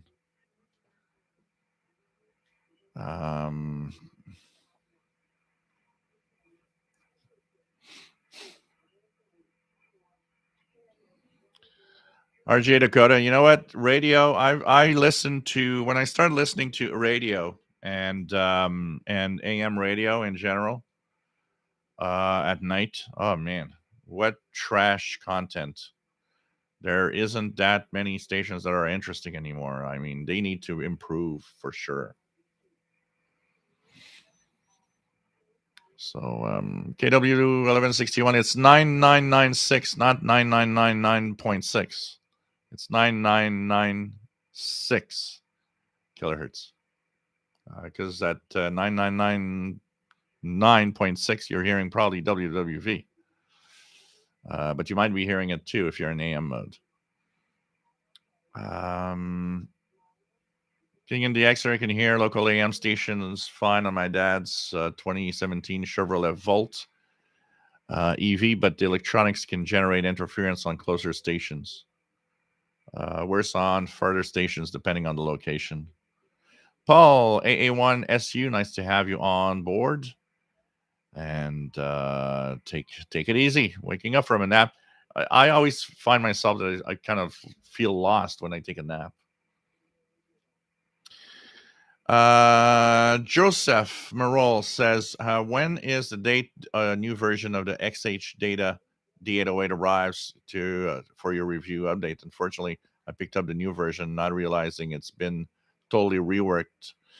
I'm getting it this week. So this week I already have a pretty good idea. And technically by next week's live show, I probably will have a very good idea already of how performance is on the new one.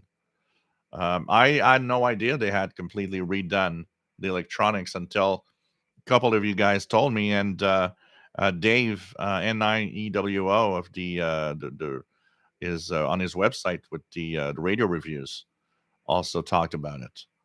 Scott, KC2CAD, nice to have you on board. 10 miles south of Buffalo, New York. So it says 6935 gradually picking up. Hook 911, nice to have you here.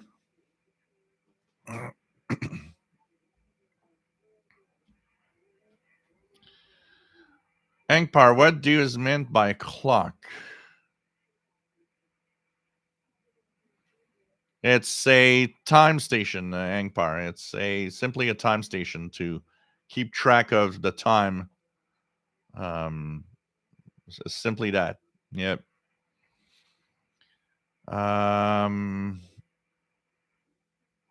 Jasmine, how many of you have watched a movie, The Number Station? Of course, I've watched The Number Station. I wanted to see it. Dustin Love 6935 picking up a little here, still down in the noise in Alabama. David says, I wish AM stereo had become more popular on medium wave and maybe shortwave too. Yeah, on shortwave, I wonder if it would have maybe added to the distortion because when we have fading of shortwave signals, sometimes the fading is not equal, so it could be more pronounced on one side than the other. So it could have. I wonder how it would sound on a shortwave station. Danny Shortwave Radio DX S5 for 9996 in Yonkers, New York.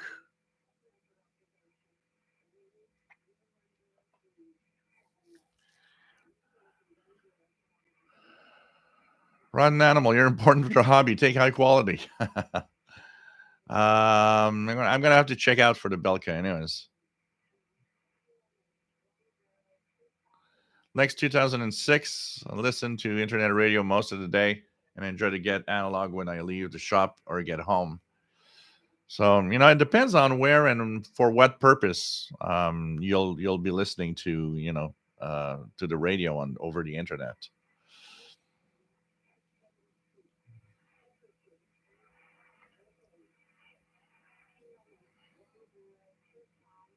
Tosinov recently found out what the beat cut switch does on older radios.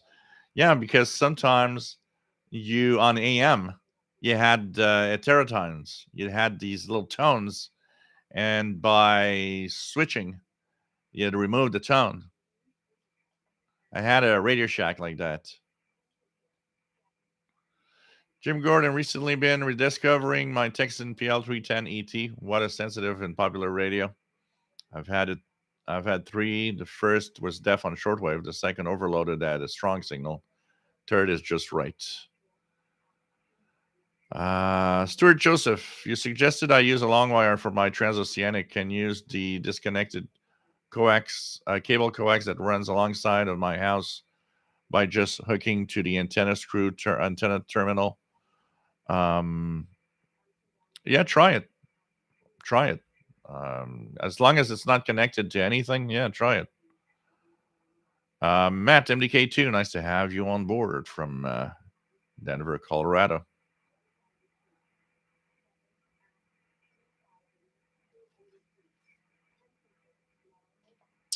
We go down here, see what we try to reach.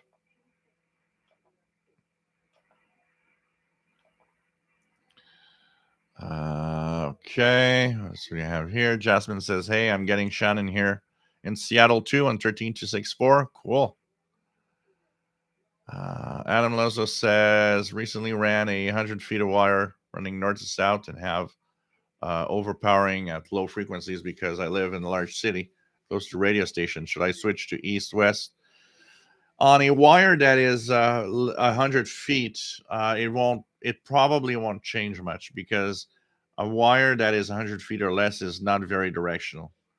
So you're probably just overloading because you're getting too much signal off of that wire.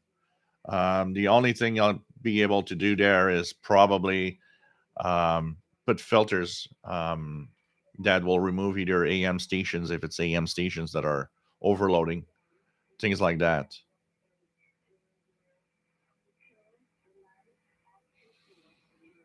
KW 1161, 13264, barely out of the mud here in Tucson. The other thing, Adam, will be maybe making it less, not as long. And depending on the radio you were getting also, because not all radios are created equal. And some radios overload a lot more than others. NDK2 says, speaking of nighttime utility listening, I was also able to copy Shannon Volm at 3413-5505 and 13264 all at the same time. And also RWM on 14996, very strong, and 9996 around 04 UT. Cool. RGA Dakota, most medium wave stations are very depressing with some very interesting and important exceptions. Yeah. Matt says the state of American AM radio is sad indeed. There are a few interesting stations regardless, but unless it's sports, I'm not tuning in to most of the big gun broadcasters. Yeah. The only station I listen to here that I kind of enjoy their format is WCBS with their news, their talk news format on 880. I kind of find it interesting, and you hear stuff that's happening from the US that we don't hear the stories here much. So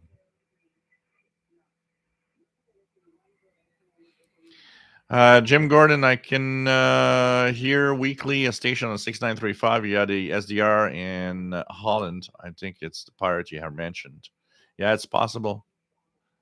Metal Lunar, I wish cars would make Weatherband available. I had a 2004 Subaru with Weatherband on the factory radio. It was very useful, definitely.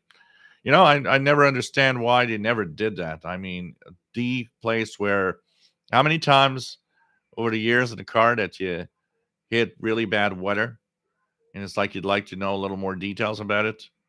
And weather radio would be great. Keen DX, at this point, I'm listening to DX tests on AM radio. Thought I missed it last night. Too tired. Yeah, there was one yesterday on 880, and there's another one tonight on, what is it, 1150 kilohertz, something like that. KW 1161, Tucson is lucky as we are retirement town and have three oldie stations, one big band, one PBS station, plus the usual suspects. So pretty cool. RJ Dakota, there's an increasing number of stations reformatting to music and entertainment like WABC on the weekends. We now have a station on 920 that does that now. Cool. So don't forget, guys, as Sheldon is mentioning, April 2023 CIDX Messenger was sent out to members. If you want to have a sample copy, you can. And of course, you need to not have asked for it before. Just to show you the cover, this is what we have in the April Messenger. This is the cover of the April Messenger with LRA 36 pictures. So this is a fantastic little publication. You're part of a club also. You're not just getting a publication. It's not a subscription that you're doing. You're actually becoming a club member when you join. We have the monthly Zoom meeting that is fun also. So when you join. So what do we have in this Messenger? Well, we have the managing editor headquarters report, board of directors report. We got broadcast band column, very interesting, which is a QSL column. The world of utilities that I have, which is talking about utilities stations. David Ross as Shortwave Logbook. We have the World English Survey by Arrow Sellers, Target Listening. Brian Penny has the free radio scene for pirates. World of Radio and all the DX program guide by Glenn Hauser. We have shortwave station resources. We have a column called Not Just Listening, which is anything related to radio, but it's not radio itself. It could be a book, it could be a movie that has something related, and so on. We have Skip that has its Uncle Skip's bookshelf. We have Potting Along by John Figliozzi. We have, of course, technical topics, some radio reviews. Eric Cottrell has the AM Radio Muse and News. And so news, notes, and skeds, what's news, and propagation reports. So you get a fantastic little publication that's sent out in PDF form every month in your email. Is really well. Fred Waterer, that you guys know, has subscribed or became a member. Actually, he had been a member a long, long time ago, and he actually posted on his personal Facebook page how he was so happy and how good the CIDX Messenger is. So why not join, guys, and make sure that you renew. It's $10 for a year, $25 for 3 years, which is a great, great deal. Dan V, nice to have you on board, and from Ohio, N8WJZ. And let me just go back here. Okay. What else do we have? RJ Dakota used to have AM stereo, and at night some stations do ping pong back and forth if you're not tuning right or in the wrong format. The PBRSTG, nice to have you here from North Vermont Green Mountains. We have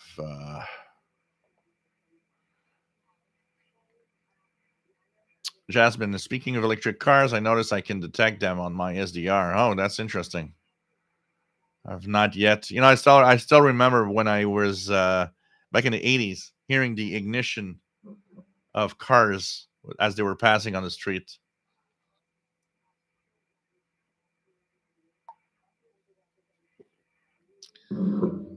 Anthony Friends received his XH Data D219 radio yesterday. So far, I'm impressed with its sensitivity. Cool. Cool. Jasmine says they have a distinct signature. I may see about an AI algorithm to detect them. Yeah, that's kind of interesting. Yeah, I've never. I mean, we're getting more and more electric vehicles now, so there should be some interesting way of maybe viewing it when they pass by. Ron Seal says, I like to hear old radio on shortwave, old World War II broadcast, 30s, 40s, nice at night. I like a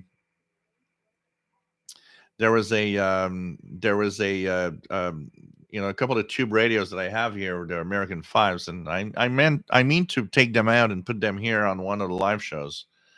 And they haven't been turned on in a long time, so it'd be good to check out. And one of the things that I find cool on them is when I hear old time radio shows where it's just sounds and this just goes great with these. It's just great.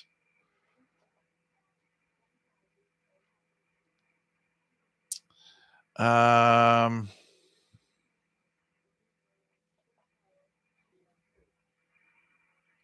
Drawn F. I've just heard a African radio broadcast on 11-meter broadcast band. It was like 30 years ago. I heard something on 11 meters. You probably heard the BBC. BBC is using 25-800 and 25-900 for broadcasts. One in French towards Africa, one in I think it's Hausa language. Marvin Mutz, nice to have you here from Japan Islands, installing 2 beverage antennas on his farm this week. So, wow. And he's asking probably has some questions for some of you guys that might be into beverages. And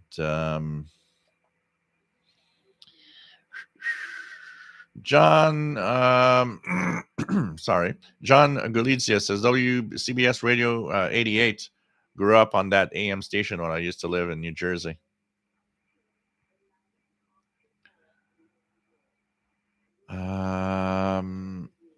Upstate says WL.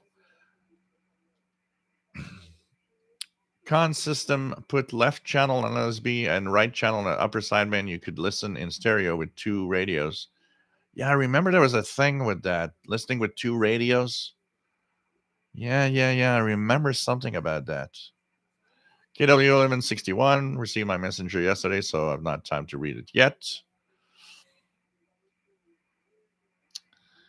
Keegan says, can hear NOAA weather radio stations WNG 694 in Springdale, Arkansas. And a few others. Let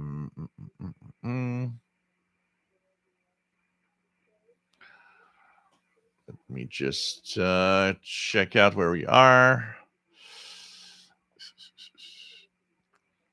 JMF, WCBS is a good AM station to listen to. Would give WBZ News Radio 1030.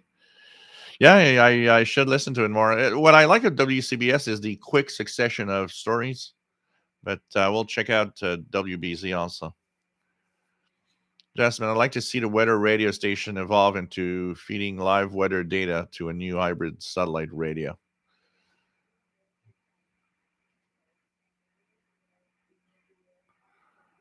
What else do we have?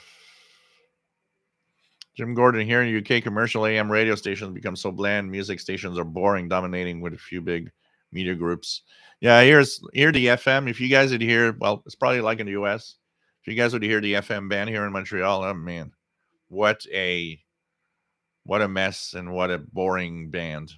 The only station that's great is CKUT at 90.3, and they have a fantastic show called the International Radio Report on Sunday morning.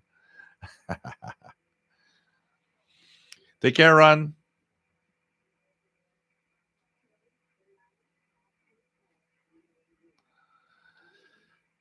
Drawn F says medium wave is dead in Switzerland.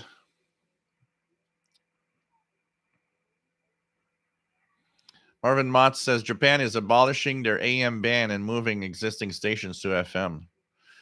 Yeah, a lot of people do that.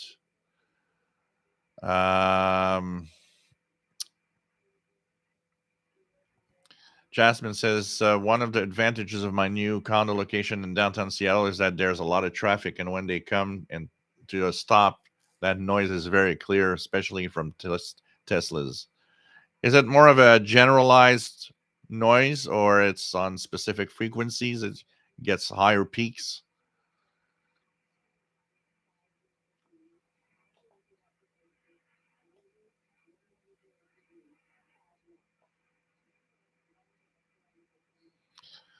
Richard Wagner says Shannon Radio Volumet 13264 coming in fair on Northeast Illinois.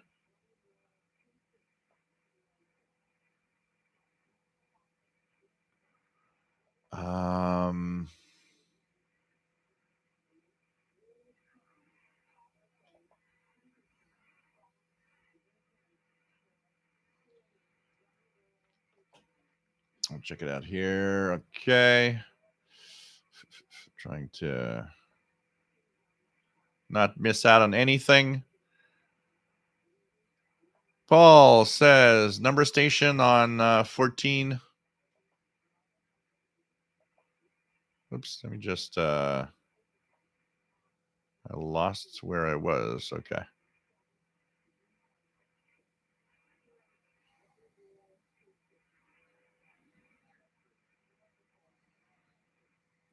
So HM01 on 14375. Yeah, they've been using that frequency lately.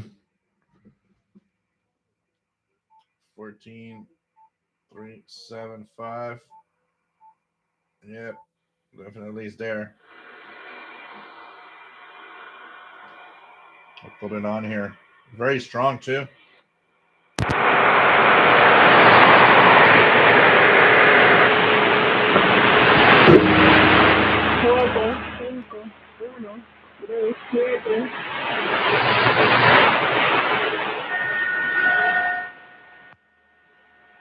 That's 14375. That's the Cuban number station. It's for the Cuban spies out there. 14375 has become the new frequency now that we're hearing all the time in the afternoon.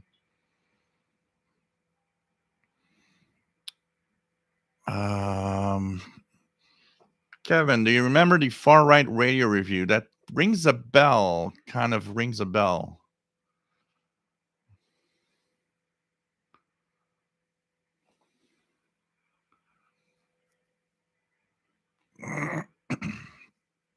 Rotten Animal. Yeah, I know the old capacitors, especially the paper capacitors that kind of dry out after some time.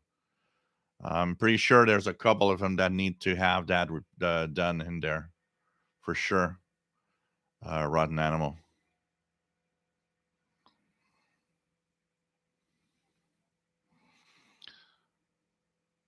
What else do we have?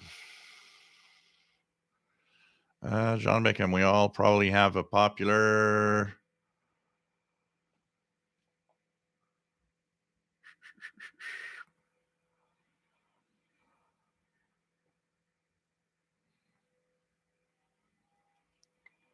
Arizona Crafters, WBC is a great listen, except on some weekends when they run infomercials and stock investment shows.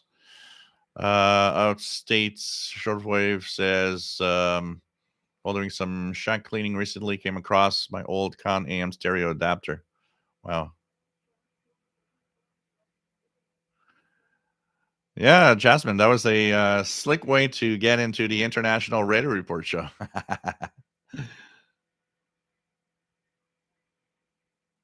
KW William 61. Do I hear a commercial? Come on, guys. Do you think I would do that? Of course I would. John, nice to have you here. WPE4KNC, Colonial Heights, Virginia. Richard Wagner, 6935 week in Northeast Illinois. Pretty strong, still pretty strong here. 6935.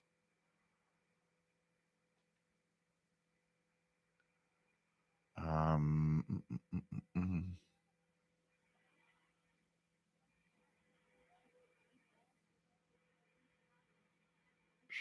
Paul Steckler, CNN used to have a cable subsidiary, Headline News, with short news clips. Preferred that to the talking heads they have on CNN these days. Yeah, things have changed a lot in the it's like it's like the good old days of MTV when it was just like, music videos. That was fun. Today it's like all these reality shows, which is like, come on, guys. It's boring as hell. Ricky, I've been hearing Voice of Turkey in English on 11785. Good signal, but the sound is a little muffled. Yeah, their audio is a little deficient in ions and frequencies. They've been having a hard time.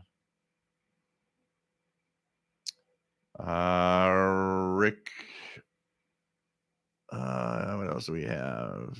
What are we? We're at 22. I think, isn't it the time for 830 here? Check it out. No, not. There was Voice of Turkey. Might not be on still. I don't know. 9830. I haven't checked 9830 this year. Take care, Francis Moore. RJ Dakota station at 920 plays independent format of rock and Americana. So cool. Mattel Lunar says, I was a little sad when 1010 WINS out in New York, which I can get in Connecticut, started exclusively branding themselves with their FM station. Yeah.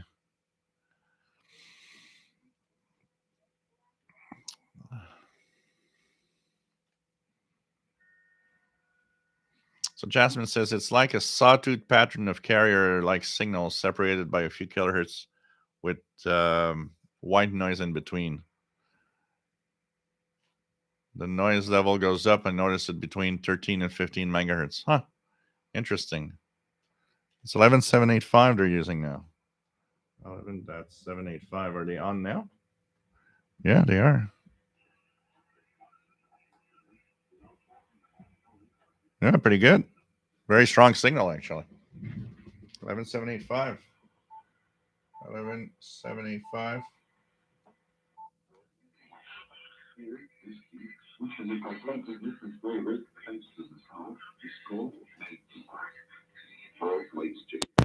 We do not have a chance to find this tea in the markets because it is exported due to the high demand of foreign markets. But while we have come this far, we won't be back without drinking May tea. Don't worry. Let's take a tea break now so we can taste the world famous May tea fed by Rize's stone water. Let's then continue on our way. We will go to the highlights next.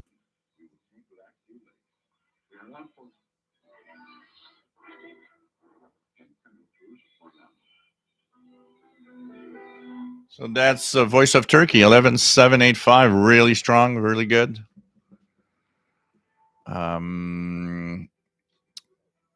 John says, I can't seem to type today. Do you have a favorite 50,000 watt powerhouse radio station like WSB in Atlanta? Or, yeah, like I said, 880 WCBS is probably what I listen to the most if I have to choose one. But here in Canada, per se, here in Montreal, there's nothing and nothing interesting.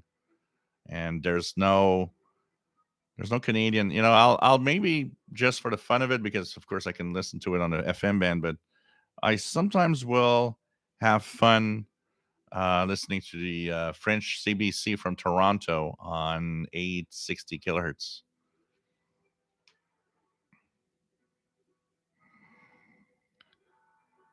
Matt says 11785 is very good here, unlike KMX, which for some reason just doesn't come that strong into Denver anymore. What else do we have? Danny Shortwave, 14375 S9. Cuban lotto numbers in Yonkers, New York. Hey, if you win the million with that. MDK2 says they're using a digital format on HM01 that you can decode using EZDRF. But as with their older format, the results are encrypted text files.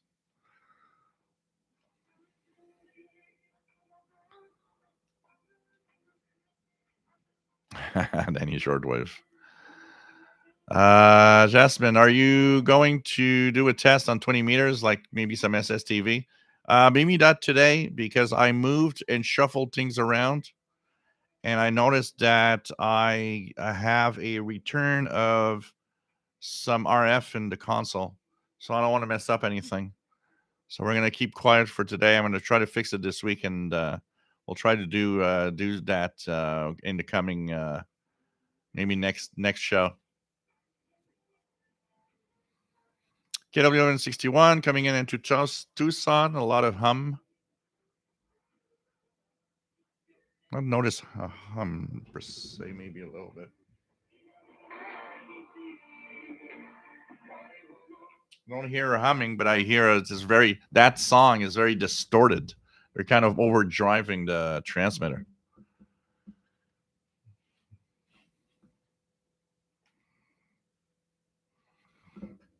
Run an animal hold caps can short and damage your vacuum tubes. Tubes and caps can be purchased on the net.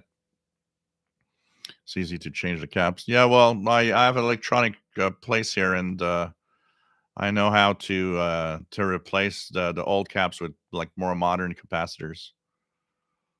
Uh, I'm not, I don't really care about the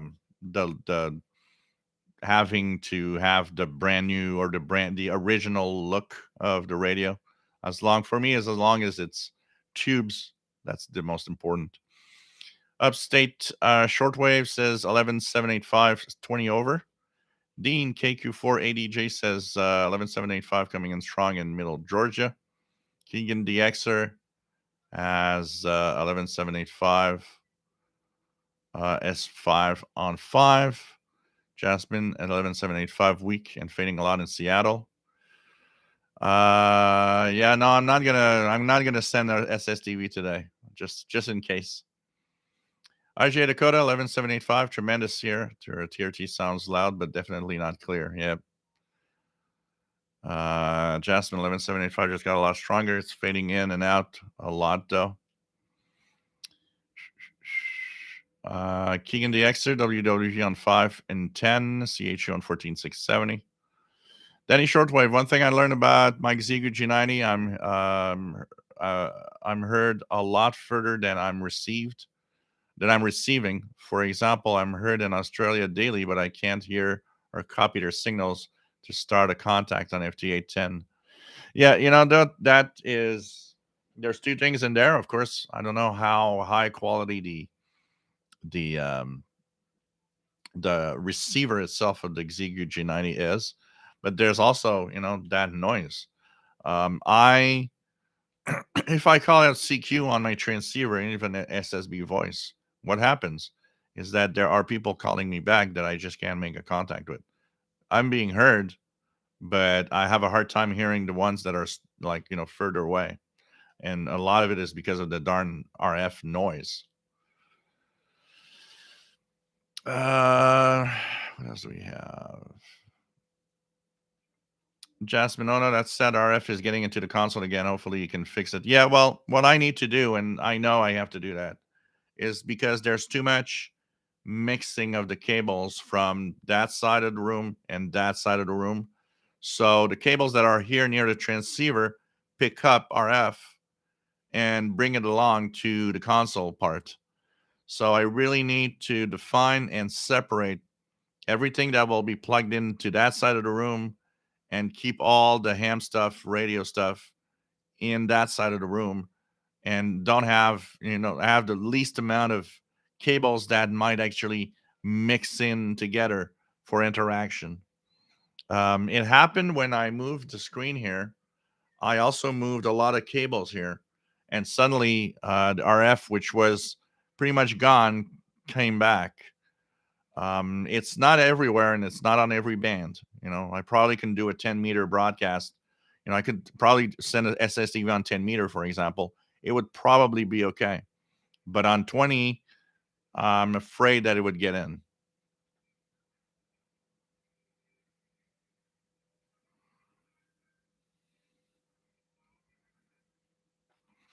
Kevin, I'm going to order one of those cheap Chinese handheld VHF, UHF radios. Yeah, I don't know what you want to check, but don't Don't get the Hanrongda ones, because you know what? The problem with, a lot of people are complaining my review is too harsh, and none actually mention or talk about one thing that I've been mentioning in my review. Yes, because they're all like, "Oh well, shortwave's sensitive."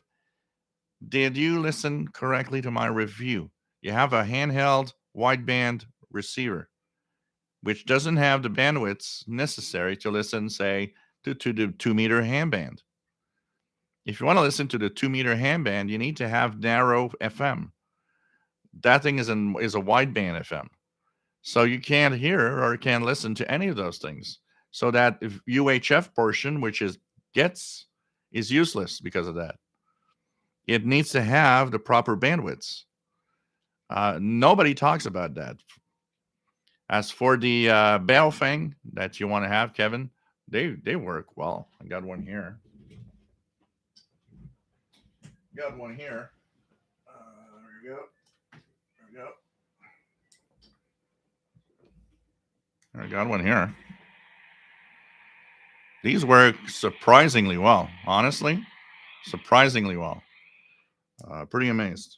Pretty amazed. The Baofangs, pretty amazed. Idaho Head just ordered a PL330 to use hiking this summer, hoping to listen at 7,000 foot plus elevation. So you're going to have fun, and it's a great, it's so small, it just gets into a backpack really easily. Great hiking radio for sure.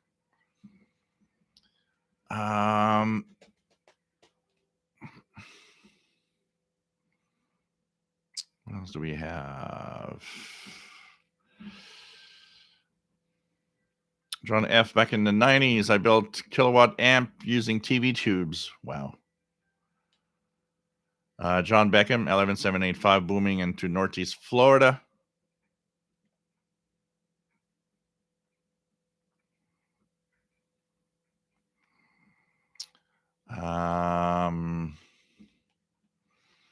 Kevin says, it looks like I'll have to pay about 60 here in Canada. If you look carefully, you can have it for about 45 to 50, Kevin. It's very variable in price. I've noticed that it's crazy variable. You can have it as high as $100 sometimes. Jasmine, have you tried one of those Zello walkie-talkie radios which use the internet or use the Zello app on your phone for two-way communications with people around the world? Yeah, I've had something like that installed, but never really tried it. But I had installed it at one point on I think it's my other smartphone, and I was thinking, well, this could be kind of cool, but it's not radio, so I don't, even though it's cool, because we got to say it's still cool, but it doesn't have the same appeal for me. So it's like I'd rather do the ham radio stuff,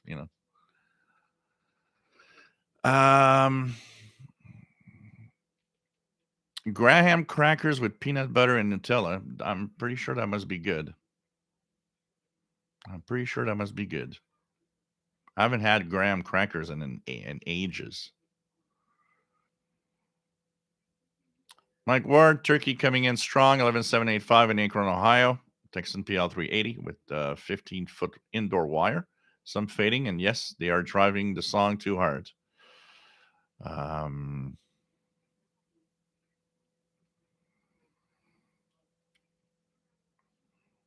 Now in Canada, you should have it for about, if you're getting it for 50, you're going to be okay.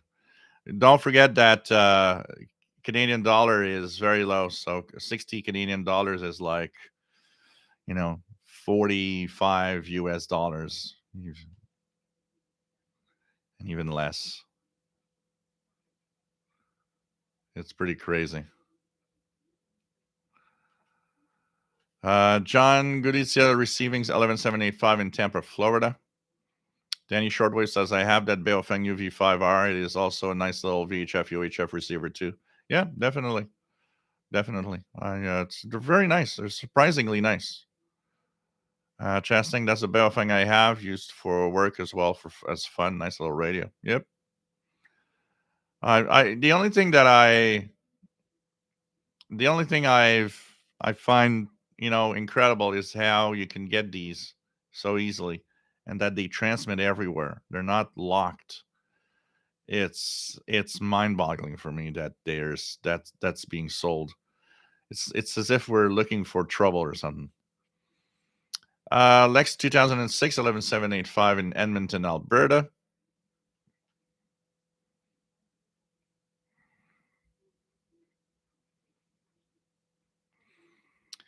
Madrid DXer, I am still waiting for a FT8 QSO from Canada, even though I've been heard a fair number of times there already. Hopefully, you will be my first.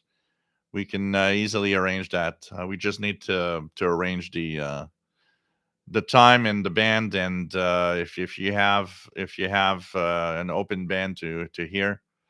I mean, I do a lot. You know, when I work around stuff, I like FT8 for one reason, is that it doesn't require me to be too attentive to too much attention.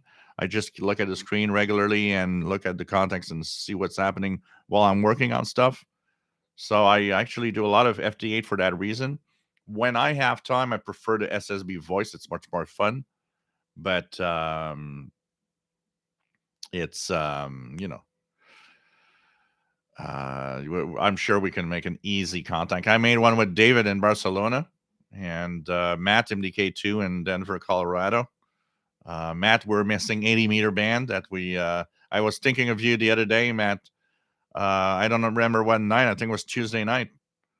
I tuned the 80-meter band, and I mean, I was getting a lot of QSOs were pretty much in the west part of North America, like in your vicinity. I thought that would be the time. But I didn't want to bother you. I thought, well, maybe I'm not, I'm not going to ask. I looked if you were doing FT8 because I was looking at the PSK reporter and said, hey, I'm going to look at PSK reporter. If he's on doing something, I'm going to bother him. But if he doesn't seem to be on, you know, forget it. So you weren't on, so I thought, nah, I'm not gonna bug him with that. Well, we'll make an 80-meter one for sure soon. But I'm sure Mad Reader DXer, we are going to be a super easy contact, you and me together, for sure. Oh yeah, definitely, Jasmine. It is, when you use a smartphone, it's a radio, it's a transceiver, definitely. But you know what I mean. Danny Shortwave says about a Baofeng UV5R for around $30 a few years ago from eBay. Mine is also in camel color. Okay. So they've been a little higher than priced lately. What else do we have? Steve Bloom, nice to have you here. PDRSB says you can't go wrong with a Baofeng $30 on Amazon. Yeah, because here, if I do a quick look here on Amazon. Amazon. If I look at what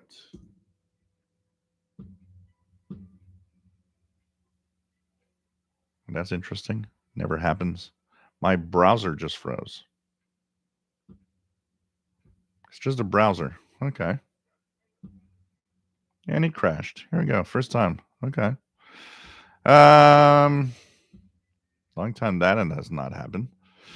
Okay, Amazon. Baofeng. What price do we have it? Baofeng UV5R. If I look at it here on Amazon, the lowest priced for a UV5R on Amazon Canada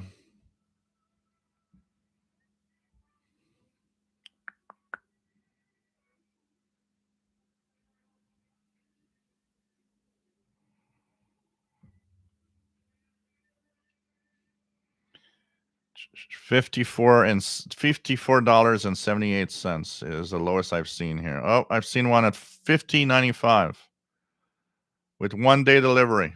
$50.95. That's and there's a few of them at $50.95. with delivery for tomorrow. So that's pretty much the lowest price I've seen on all of the ones here. So $15.95 means it's about 38 to 40 Canadian dollars, something like that. If you count that, it's $1.35 per dollar. $10 becomes 13. So yeah, it's 30 some dollars. So check for the $50.95, Kevin. I see it here, and there's several of them too.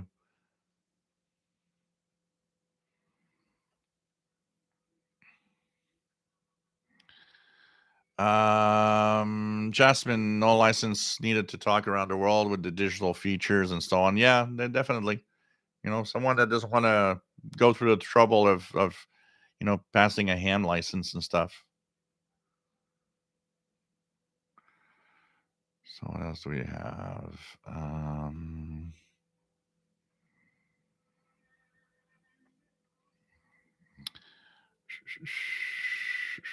Michael says, better late than never, everyone. Nice to have you on board, my friend. Number one radio show host.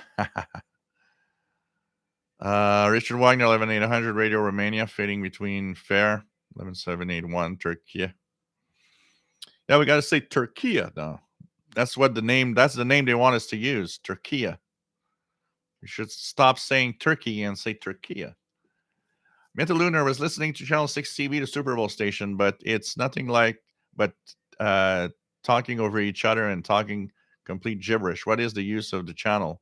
Yelling to the void? Well, there's a lot of that.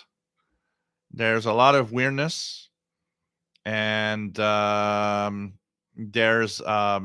are some that actually do communicate with some others that are heard, but it's really a big mismatch of whatever. And there's a lot of yelling for nothing, definitely. Mike WX50 placed an order for a Battlefield V5R for $20 on Amazon. DBS C777, nice to have you here from Connecticut, KC1 PSK. Richard Califano, 11785, blasting into Albany, New York.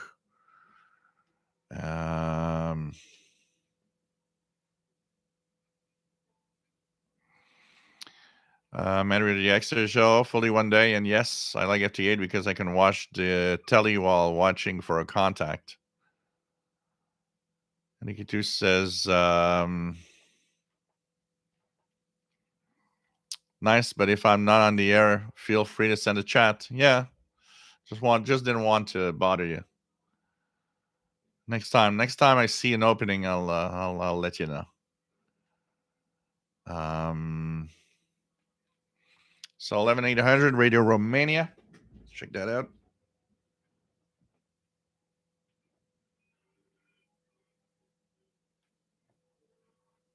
Yep, very strong. Very strong. Really, really strong signal. That's 9 plus 20, and my amps are just 1 bit open.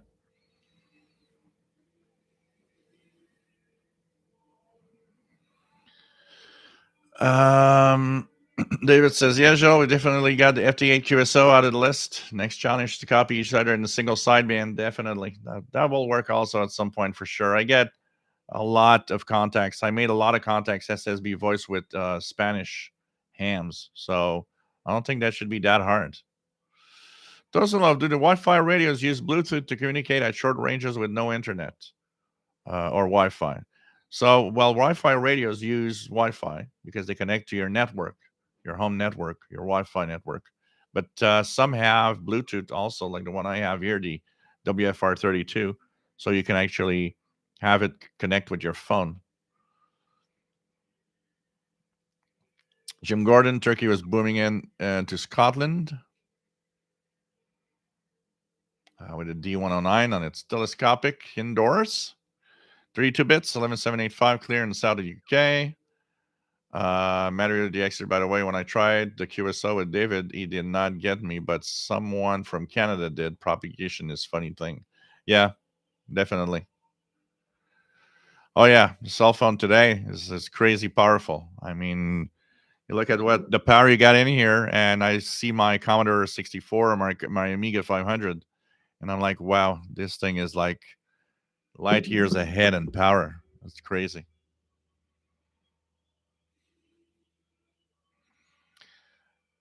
Richard Califano, seems like the number stations are further apart in time than they used to be. Well, depending on the time of the year, the revolving schedules of different stations changes and frequencies also.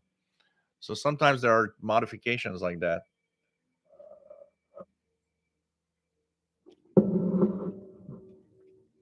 Ricky sees Romania on 11800 as well on the SDR's waterfall.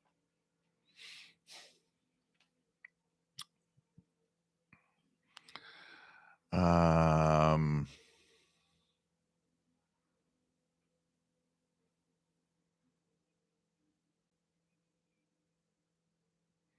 yeah, calling CQ is not always something that is useful in FT8, for example.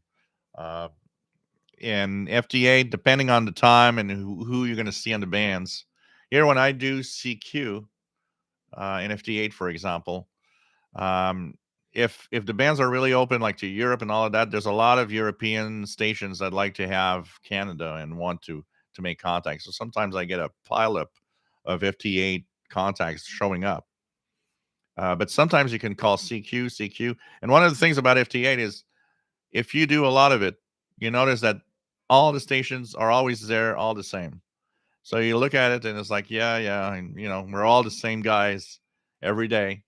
So when you end up with propagation being iffy and you see only the same guys, well, if you call CQ, there's a good chance you're going to call CQ, CQ, CQ, and nobody's going to answer back because they're all going, they're all going to be like, oh yeah, him again. I'm pretty sure now there's a lot of hams that must be looking and saying, oh, not that V2 says that I guy again.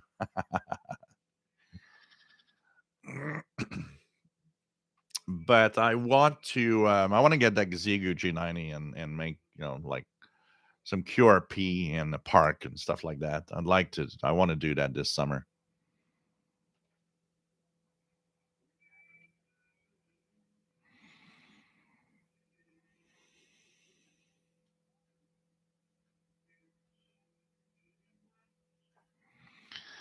Tosinov, I mean, Wi-Fi can go a quarter mile easy for use when there's no internet available or something. Oh yeah, when clear and line of sight, it's surprising how Wi-Fi can make a distance. KWN61 says missed the BBC on 11750. And the K2 Radio Romania used to send very nice emails at Easter time. I suppose they still might, but I haven't received one for 4 or 5 years. Yeah, there's a couple of stations like that. They would send in, or like one I haven't received now in a long time, and maybe because of shortness of everything.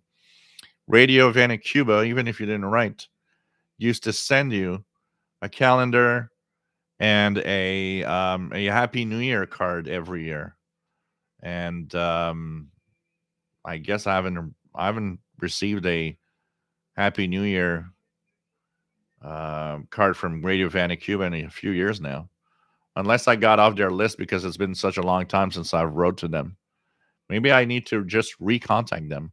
I should make and that could be a good series of videos too. Make a round of sending emails to station and report back as what I've received in return.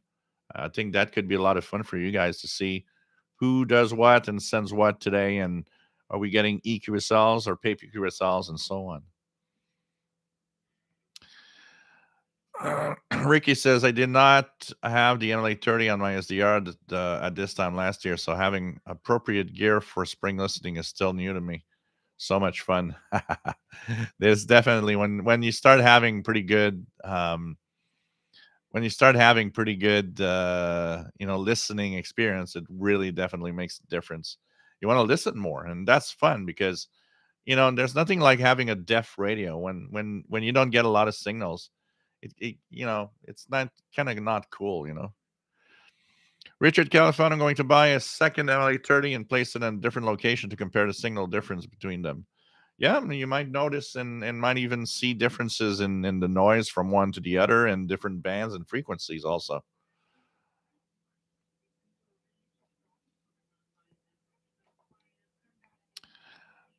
What do we have? The Cup of Doom sound again.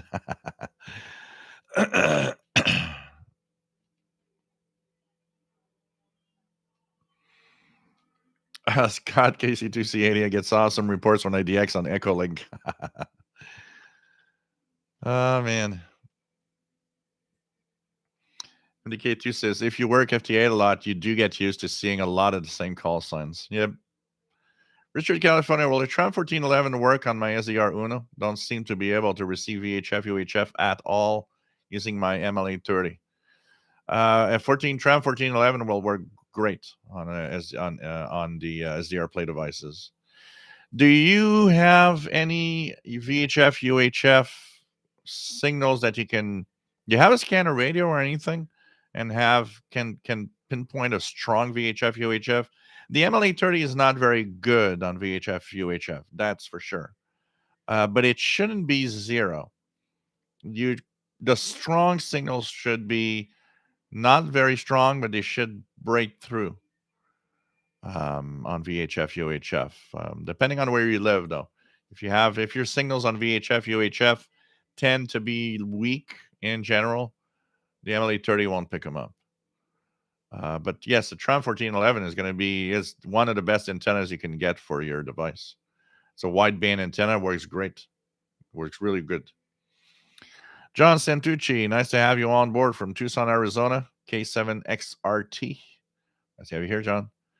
Dean, KQ4ADG says the G90 is my Parks on the Air radio. It's very good and has a tuner that could tune a fish.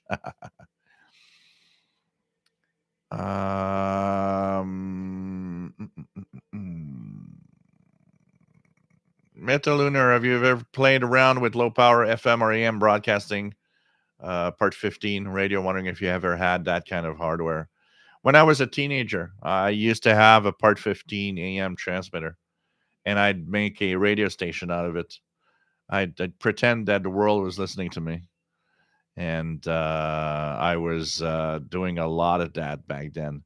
I remember I would kind of fiddle with it and put it on my 100 feet of wire, which is not supposed to. And I'd go and ask my friend, the next door neighbor, to tune me on his stereo. And he would hear me, not very strong, but he would hear me on his stereo. And I'd play some of his favorite music. He'd find it just cool. And I found it cool somebody was listening. But I haven't dabbled in that in ages. What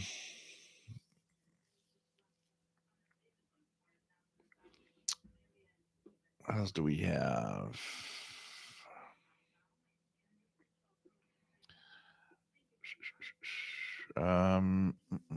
Haynes R, are you broadcasting on shortwave? Nope. We're listening to shortwave and tuning around. So Radio Romania, very strong, 11800. And the program could be heard clearly on both 27th and 28th of March. In both instances, the program was interesting and entertaining. The news mentioned that Polish Prime Minister visited Romania. I found that interesting, as Polish media didn't say much about the event. Also, the program about the contest for winemaking. So Radio Romania, that is a very, very, very good audio on very, very good receive of Radio Romania 11800. Can tell you that.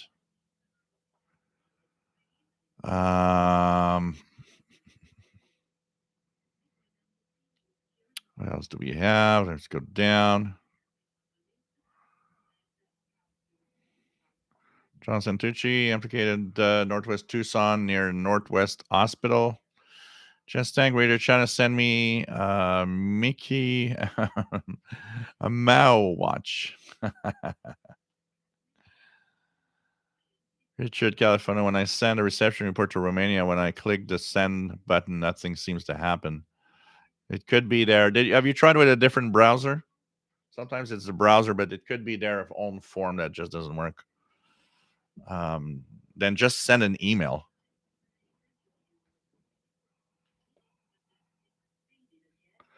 John Beckham, from my shortwave receiving perspective here in Northeast Florida, currently receiving is extremely good. Jim Gordon, freebies from radio stations back in the old days. Stations like Radio Moscow, Pyongyang, HCJB, Transworld Radio, Prague, Sofia used to send books, magazines, calendars. Shortwave stations had bigger budget. Yeah. Today they're strapped for cash. They barely have the minimum to function, and that's all.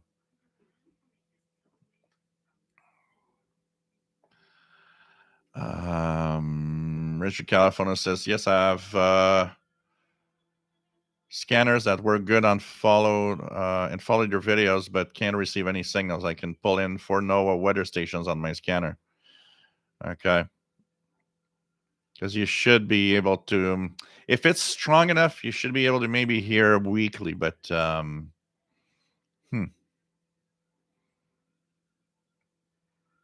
normally it's in narrow FM. Because you got to really, put everything right. You got to put yourself in the VHF or UHF range frequency you're going to listen to.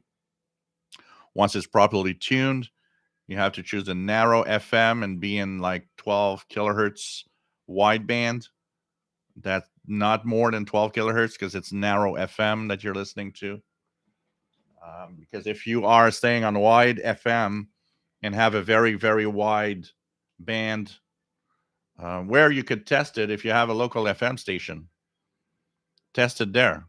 Go listen to a local FM radio station that you hear. That should make it on the MLE 30. And put yourself in wide FM then, and then listen to an FM station. If you don't hear an FM station, you're doing something wrong.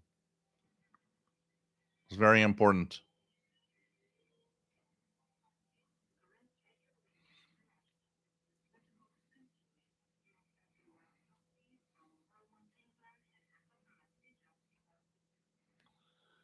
What else do we have? Yeah, that's for me. Radio Romania almost always sounds like that. Radio Romania is almost always as strong as that when the conditions are right. Oh yeah, there's a lot of we would receive a lot of stuff. I would actually I remember I would make a tour of, all the radio stations in the 80s and 90s in December. What I would do is the first week of December, I would send them a letter to tell them, Merry Christmas, Happy New Year, and everything. And I listen to you and I love you and blah, blah, blah. And then would end with, well, if you have a calendar, it would be fun to have a calendar. And man, the most beautiful calendars I've ever get. I remember, getting beautiful calendars from China. And oh man, if you wrote a lot like I did, you would receive tons and tons of those little silk, very thin paper cutouts of the Chinese horoscope of the year.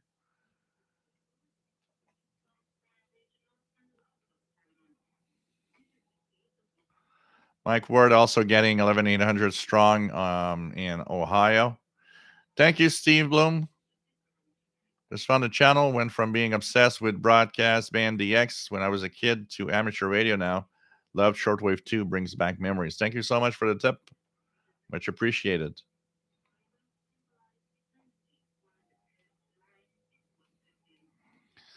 Well, you go on the channels. The Stuart, you're here, so you're already on the channel.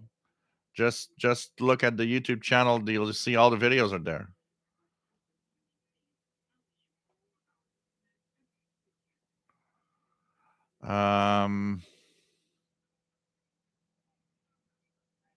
Richard California, Radio Canada would send various things to hang on the wall. They were great that way.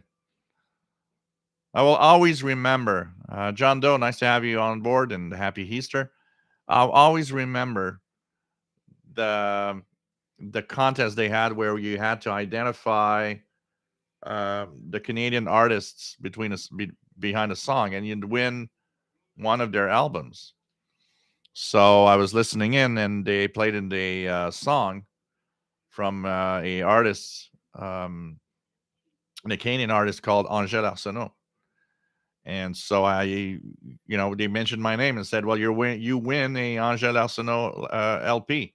I still have it here today, and I remember because I live in the city where the CBC tower is, the main head of the CBC. There was a little CBC colored and logoed car that just parked in front of where I lived when I was a teenager. I remember it was a warm summer day, and the guy just gave me the album hand in hand. Not even He didn't even mail it. The guy came in his CBC car to actually give me the album. It was just so cool. Jasmine, if you created a official shortwave channel, Zello channel, we could all voice each other. Oh man, I'm not sure I want to go there.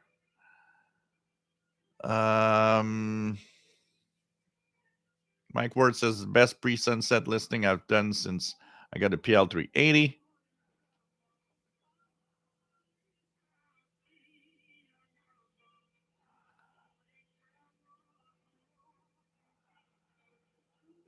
Ricky has noisy reception of the BBC on 11695 from Oman here in Calgary. Jay Dakota says also have a calendar sent out using different day format from Radio Australia.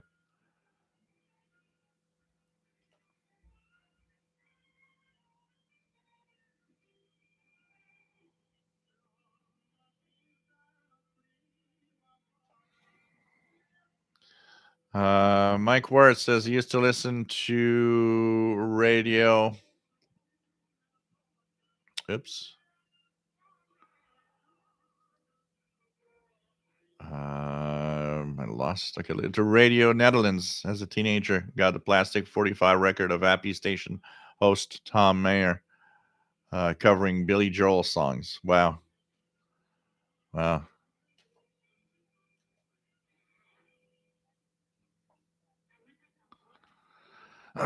Jasmine, what did Radio Moscow send you? Was it Moscow Nights? Radio Moscow, I had they sent me some magazines and stuff at the time. And but what was the most impressive of Radio Moscow is when you would get a letter because I would send in questions. I still remember my first question I asked them because I was listening to their show where they were answer their mailbag show where they would answer questions from listeners with Joe Adamov, and they would say if you have a question. So I remember one night I wrote in to Radio Moscow for a QSL card, and I told him I had a question. And a question that I asked him was, how many Canadian citizens visit Russia every year? Or visit the USSR every year. And I still remember a few weeks later, I got a letter, and they had the dates and times where they would read the answer to my question on the air. Oh man, that was just the coolest thing in the world. A 14-year-old kid with, oh man, they're going to read my letter over Radio Moscow. Man, that was crazy.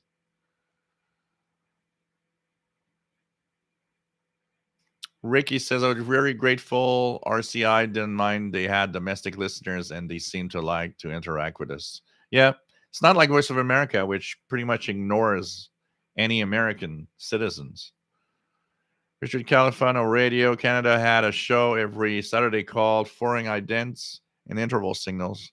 It was helpful to identify things you didn't know. Yeah, pretty crazy, yeah. Dang. Archer's Out of Crafter's Kitchen. I have a cassette of Moscow mailbag where they read a question I asked. They had told me ahead when and what frequency. Yeah, they would do that at the time. It was pretty crazy. It was so much fun. So much fun. Oh man, good old days of Radio Moscow and all of that. There is so much of the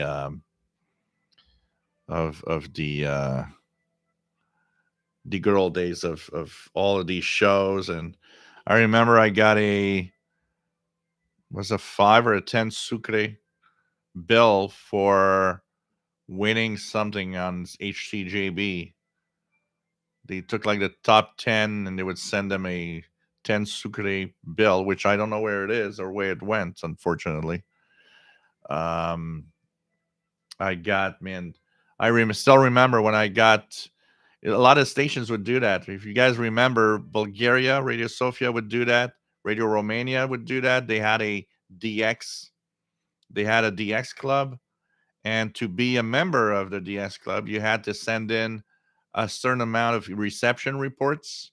And when you'd reach that amount of reception reports, you'd be in the DX club. I had sent in all the reception reports required for Radio Romania.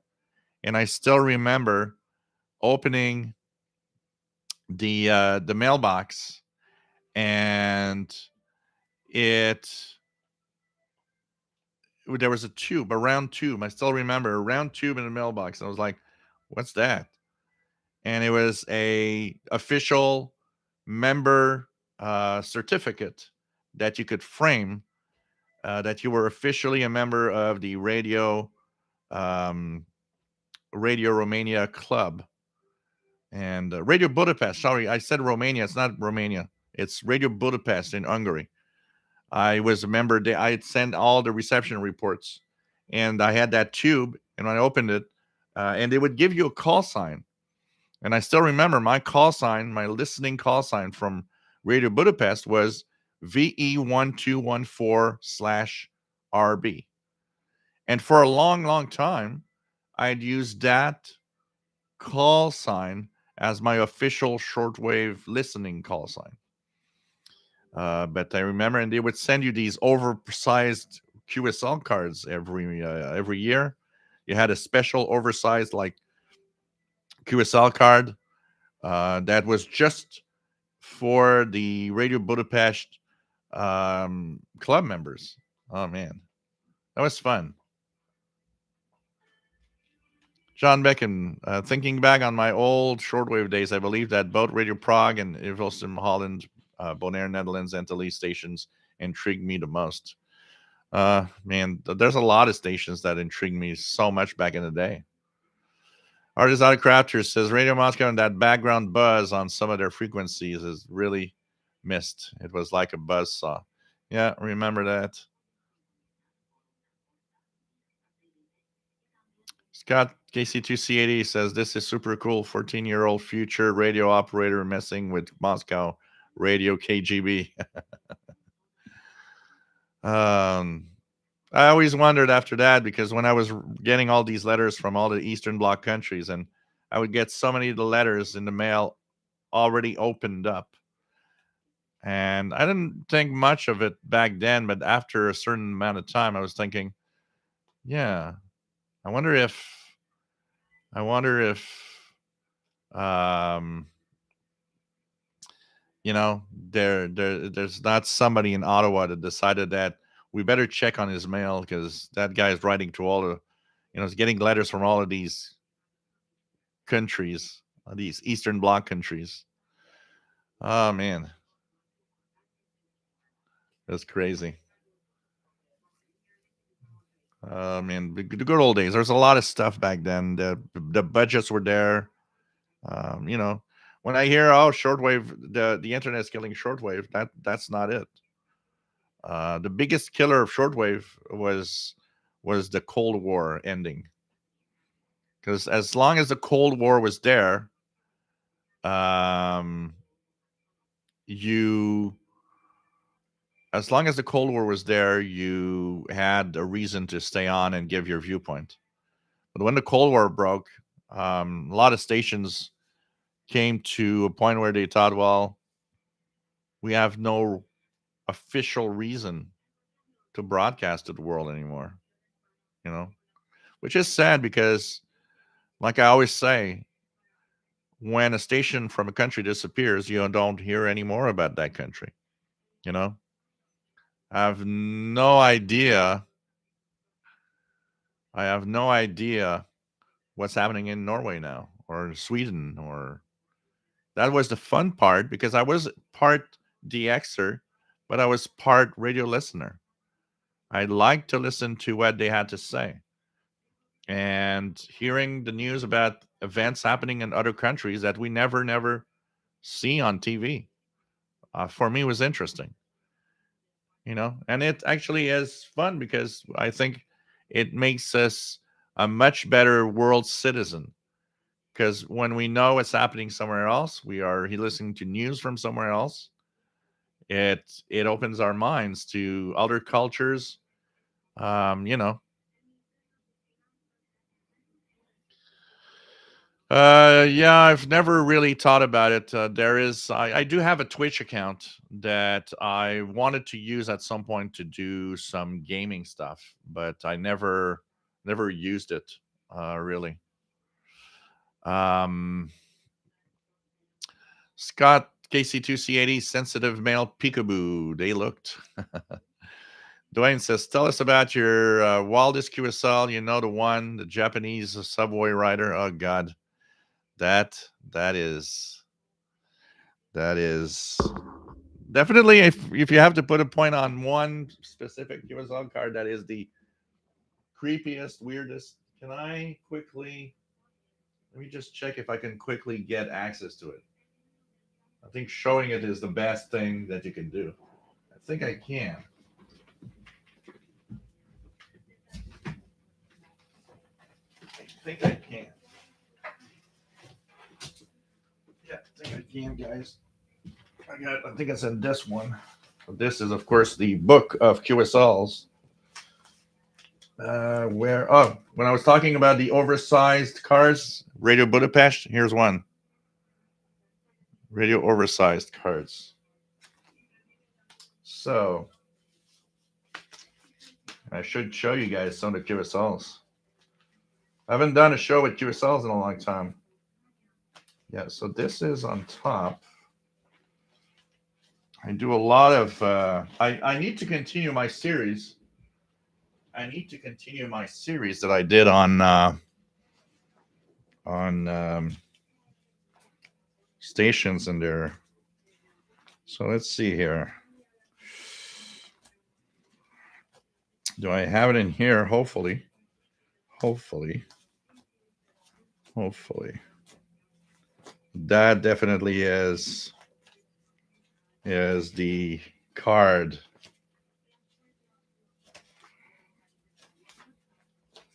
If I can find it quickly. If I can, I'm sorry, but I'd like you guys to see it.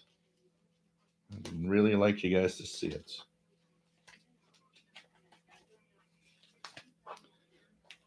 So if for some of you that might not know because you're maybe too young, there was a guy in Japan um, that was kind of a religious cult, the Shinrikyo cult.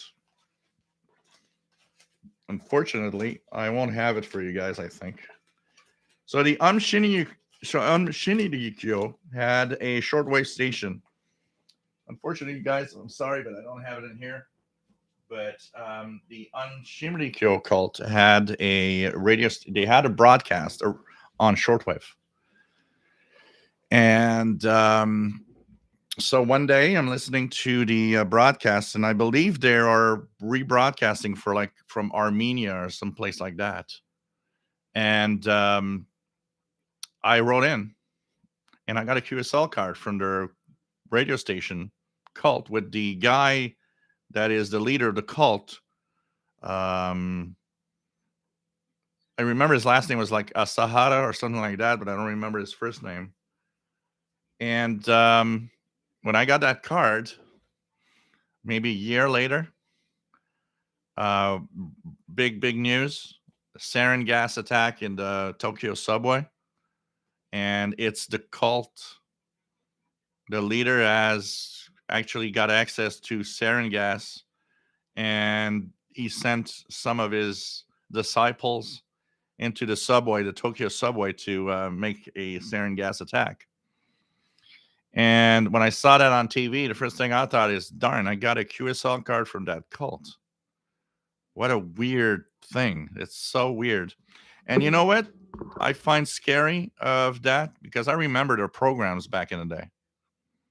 And the Supreme Master TV programs that we hear on WRMI, they sound like the programs from that guy.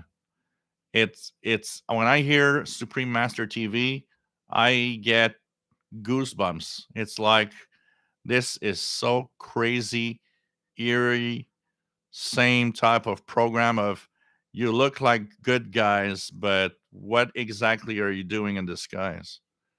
But man, that was crazy, and I got I actually have a QSL card from a big chunk of history of Japan, the Tokyo gas sarin attack from that cult.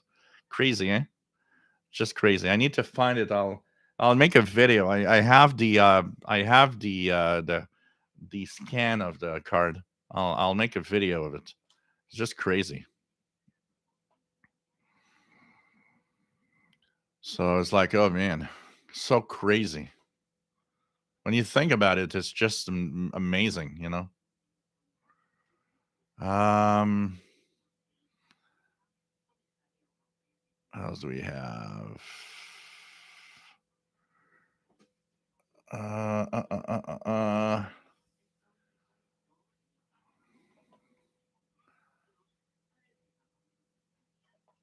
So let me just go down, try to find where I was. Mike Ward, listening to Radio Netherlands, Radio Canada International, formed my very positive opinion of those countries. I vacation in Canada each August and will be there again this year. Cool.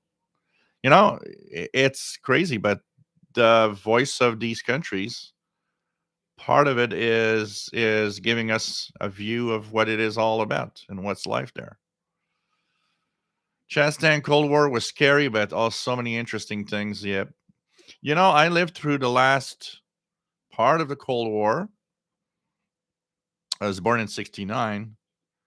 In the 60s, the Cold War was heavy. There was kind of a relaxed Cold War, if we could say, at some point in the 70s. But in the 80s, the Cold War became tense and heavy again.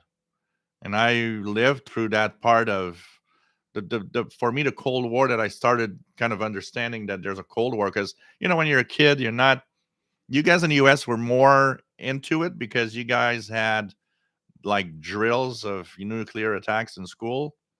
We didn't have that here, not me at least. And I don't think we had that here, anyways. Not at least here in Quebec. My brother's 10 years older than me. He never had that, too. So maybe for us, it was less intense. But still, when I got to the age where I started to realize about the Cold War and the USSR and all of that, nuclear weapons, um, man, the 80s was a heavy time too, you know, with Ronald Reagan. And I mean, wow, it was crazy. Metalunar I missed out on the good old days of shortwave. I am old enough to have been around then, back then.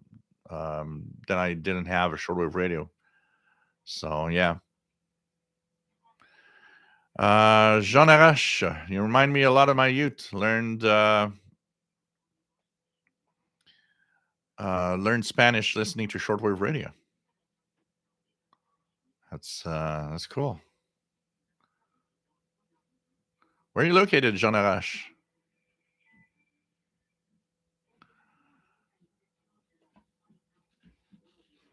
King and DXer, I learned French listening to CHU and Joel. I learned Spanish from listening to Mexican FM stations and analog TV. Jean Arash was getting pictures of Castro and Che Guevara from Radio Havana, Cuba. Oh, wow. Idaho Head just learned about protests in Argentina this week from Radio New Zealand broadcast. Nothing about it in the local media. There's so much that we don't hear on local media of what's happening. You know, it's just crazy.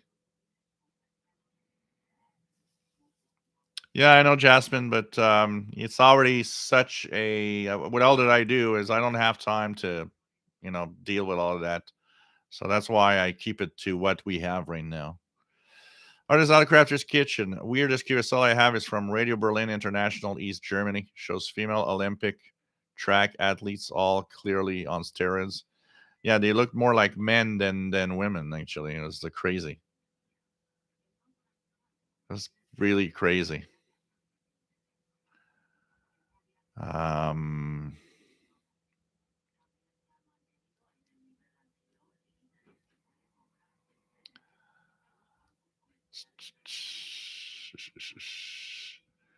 yeah, I know, Jasmine, but we'll see. We'll see. Jim Gordon, remember here in Scotland in the 80s, the ultra strong signal from Radio Moscow service to North America. I remember a lot of hams being so mad because they had tons of frequencies in the 41 meter band. It was crazy. It was crazy the power they would use and all the frequencies. You know, when you listen to a Radio Moscow identification at the top of the hour, the number of frequencies they're using at the same time, it's crazy.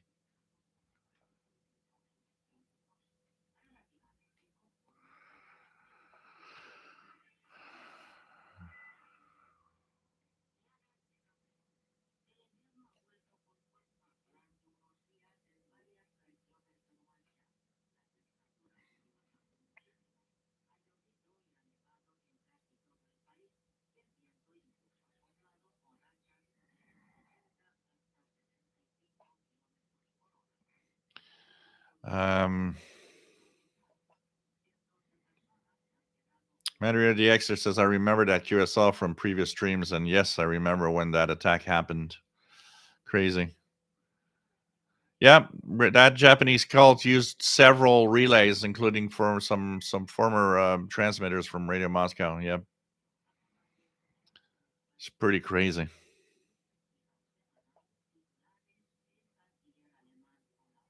I'm the high priest of HF. Oh man, yeah, we are in a cult. I'm sorry, guys, but we're in a cult. The only thing here is when it goes bad, we all will have a shortwave radio to listen to the world. Scott KC2C80 was born in 62. We had the drills. John Santucci remembers the duck and cover drills. Yeah. And with those videos, it's like, yeah, just duck and cover your neck and the side of the sidewalk, and you're gonna live through an atomic bomb. It was just so stupid when you look at it today. I mean, there was a time I think that people at one point realized, look, no, we can't win a nuclear war. That's for sure. Um, Richard Califano.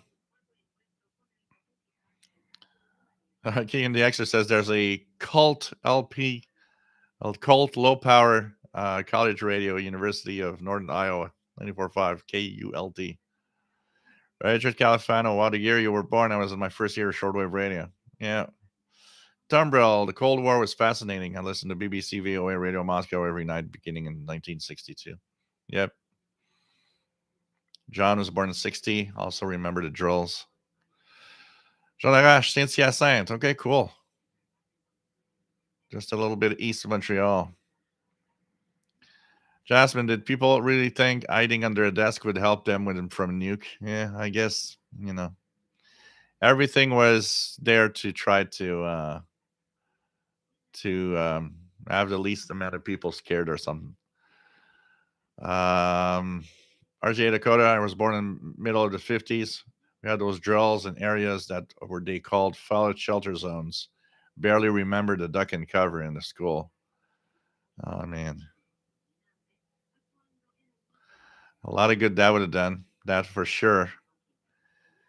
So there's a nuclear bomb that's falling on Montreal. Let's just I will go under the desk and then I will actually continue the stream after. I think everything should be fine. According to those videos, everything will be fine. Jazz Tank in the same time frame as usual. He never had those drills, but was taught about dangers of atomic weapons and Fallout. Crazy.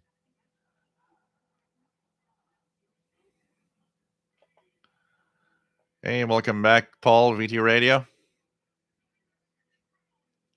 It's just crazy.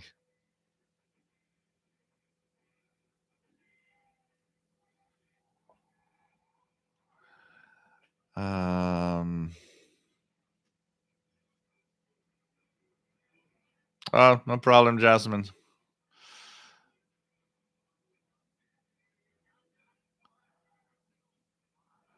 What do we have? Fallout Shelter, yeah. Oh, man.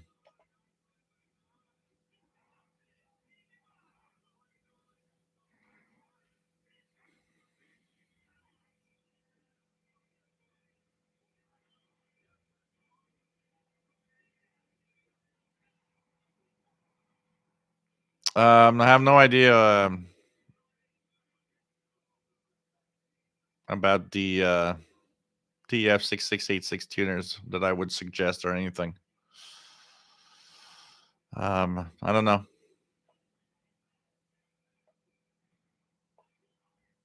Chestang, where I grew up at, we were in the middle of high impact zones. Wouldn't have had time to blink.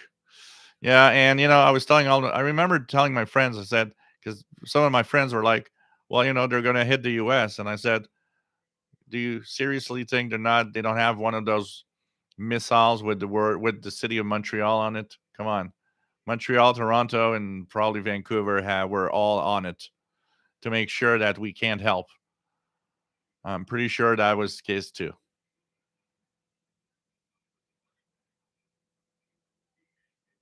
Crazy. So crazy. Madrid DXer, what do you think of RTE Ireland leaving Longwave this coming week? It is a bad thing as it will set the ball rolling for other stations. There is still plenty to listen to on other bands.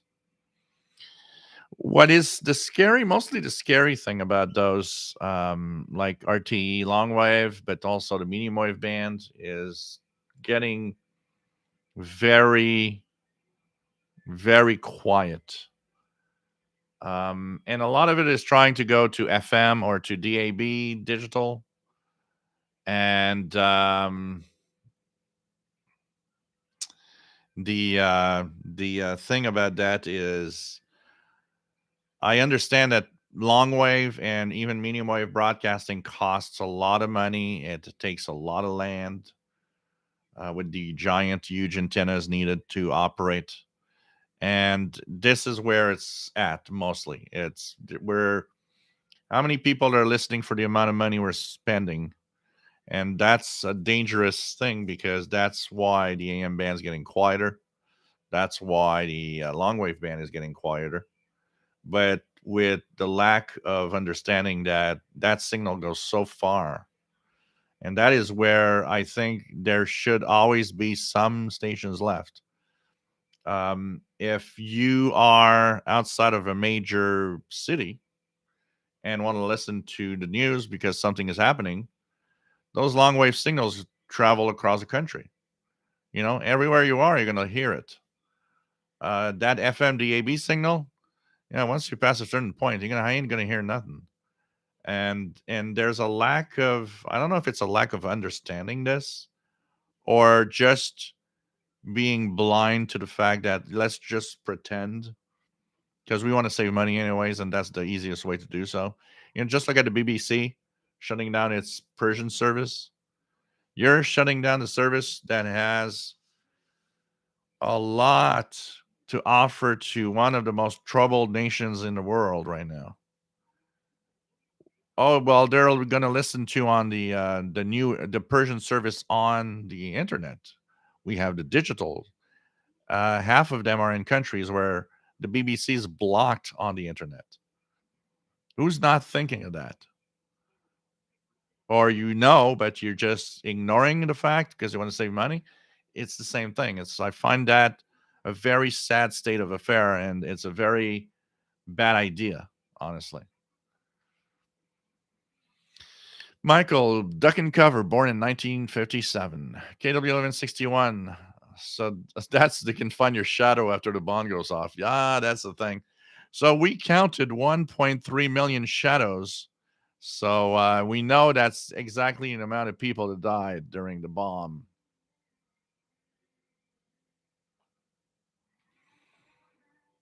Oh, man. Pretty crazy.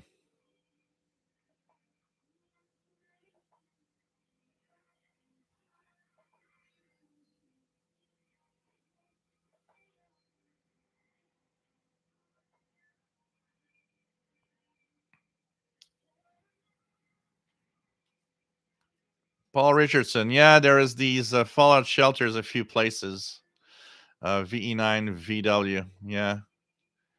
The Defen Bunker. For those that don't know why they're called like that, is because there was a Canadian Prime Minister called Diefenbaker. And he's pretty much the one that did these things, the fallout shelters. Stuart Joseph, you could watch the Dark and Cover film and other films protecting you on YouTube. Yeah, they're all there. Actually, if you want to have an evening of fun, watch all the 50s and 60s U.S. civil defense videos that exist on YouTube. You're just going to be like, wow, okay, that would have saved us for sure. Richard Wagner, as a kid, I discovered that if I took an old cheapo 3-inch reel-to-reel recorder, plugged into a microphone with a tuning cap and coil, and listened to output earphone. Oh, man.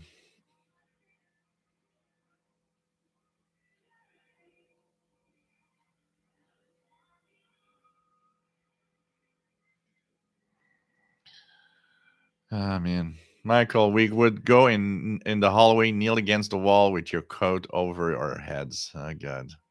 How do you want to, scare people? Yeah. Jasmine, what did they do in Canada? Were people up there worried they'd be a big target because of the close ties to the U.S.? Um, there was a there was some tension in the population of thinking that that could happen. Here we had a viewpoint which was slightly different, also because we were thinking of how dare two countries, the USSR and the United States, decide on the fate of everybody else around the planet. And that was one of the things we were thinking of, is like, you got no right, two countries have no right to decide the fate of everybody else. There was definitely tensions, and I think we weren't dumb. I wasn't. I was convinced that if the bombs or the missiles go, Montreal probably had a missile for it. And the idea was, I wasn't stupid. It was like, well, if a nuclear bomb falls on Montreal, I'm gone. We're all gone. What do you want to do? And plus the other thing of, do you really want to be a survivor of a nuclear holocaust? I'm not even sure. I think I'd rather be dead. I think after is going to be so bad, I'd rather be gone too. You know, and hope to be at the closest point where it explodes so that I just vaporize and don't even notice it. Ah, man.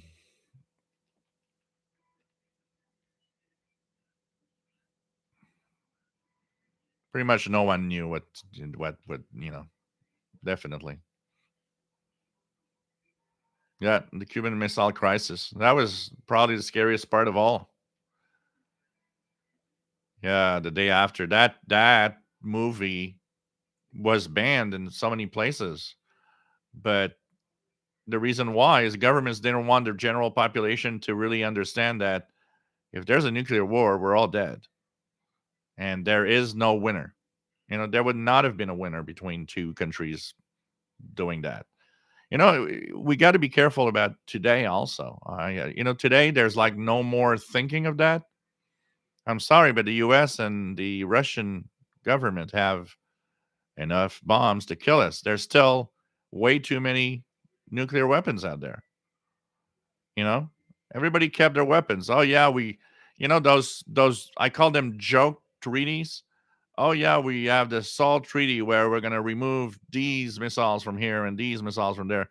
Yeah, you still have too many missiles and still have enough missiles to kill everybody.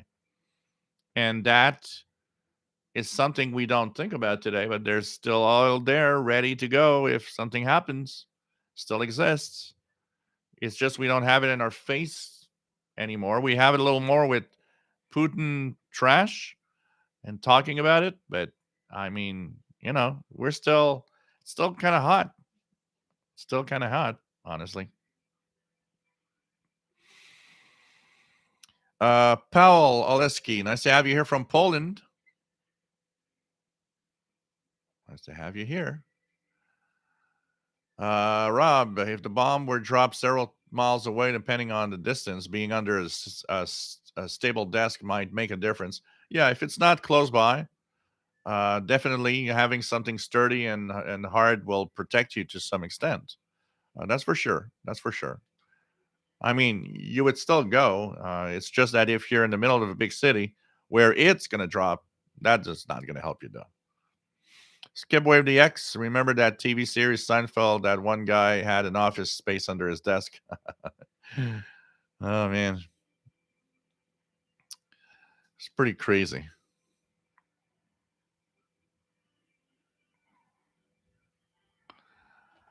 Pretty crazy.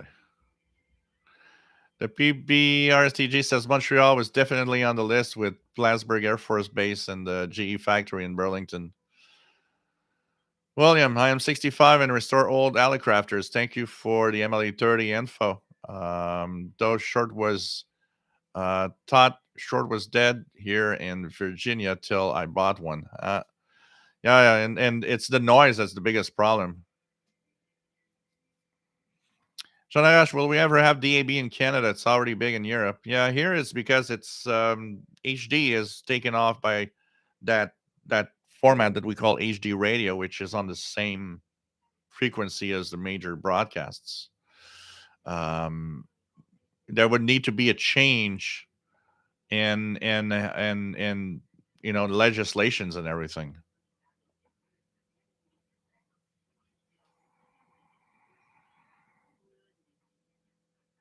Chaz thinks that Canada has part of the Northern Defense Zone, has air bases like Gander and radar sites, not mentioned part of NATO. Yes, Canada was on the list, of course. And we had all the radar sites in the Nunavut area for advanced warning of missiles that would, because they would come over the North Pole. We're the shortest route for them.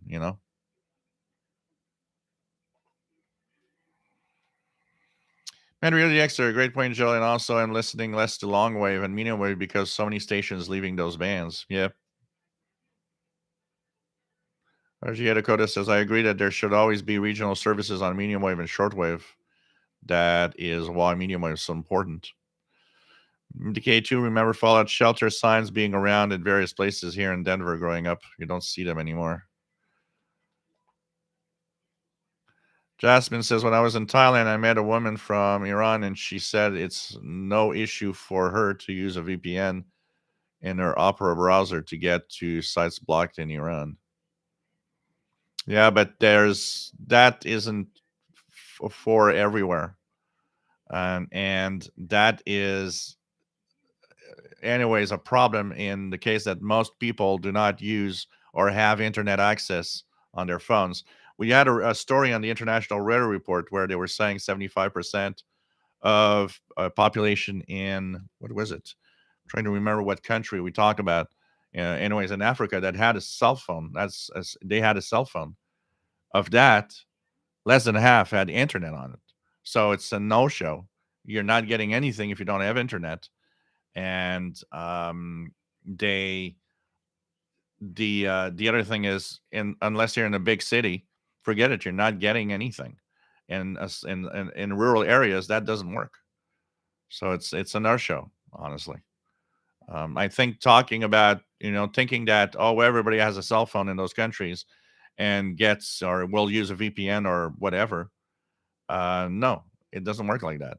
It's yes, some do, but outside of big cities, and the fact that a lot of them do not have internet access on those phones, is it shows that there's need to be radio. There needs to be radio. And actually, all the major groups that are in the area over there said it was a big blow to not have that news service. It was radio was the most used and listened to over anything else. Toast and Loaf lived near Ground Zero in Nebraska for a couple of years. Michael, everything from the 1950s is here in Canada. There's an archive of the CBC from the 50s. Oh God, it's so horrible. One of them that I watched was how to prepare a birthday party for your kids. Oh dang, you had to wear a suit. I was like, what? You gonna wear a suit at your birthday party? Really? Suit and tie birthday party? It's like, come on, what the hell is that? NDK2, yeah. If there was one thing the day after showed, it was that it was much more merciful fate to be killed and attacked than to try to survive afterward. Yep, yep, definitely. Pretty crazy. Current IT guy says, I know I'm dead meat. The world's first nuclear power station, shipping port in Pennsylvania, 10 miles away. That documentary on 3 Mile Island on Netflix is actually very interesting. If you guys haven't watched that. RJ Dakota, I lived near St. Louis, Missouri at the time. A lot of the aviation industry and nuke stuff was based here. You know, John Beckham says, my interest in shortwave listening and radio and electronics interest started with my pair of toy Commando walkie-talkies back in 1963. Yeah, pretty cool. Pretty cool.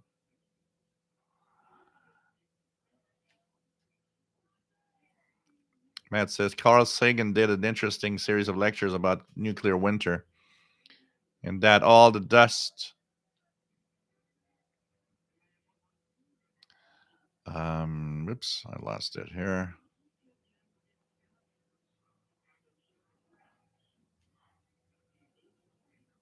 Lost. Then all the dust and debris from nuclear war, even a limited one, would be enough to choke out the sun for years. Georgia, nice to have you here from Mexico. Yes, they film on how to use a dial phone. I actually watched the other day because it's 50 years. This week was 50 years of the first cell phone call. It happened in 1973 in the first week of April. There's actually a YouTube documentary showing how it works and how it's going to save the shipping industry, the trucks on the road, and so on. And they're actually showing they make a call. They have that big phone in the truck. It's just so funny. So funny.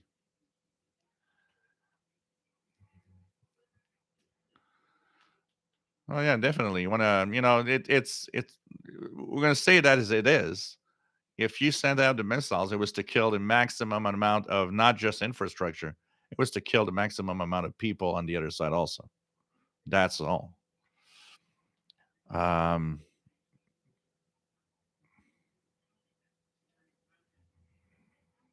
yep, definitely.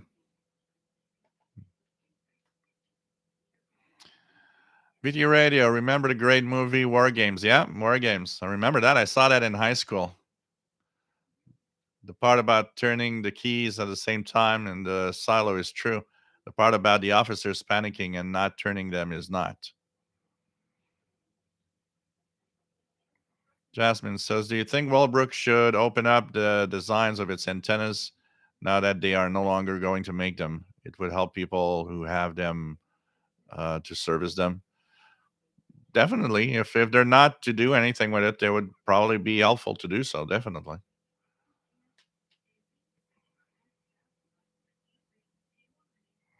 Karen's IT guy says Carl Sagan's appearances on Johnny Carson was the only reason my parents back then let me stay up.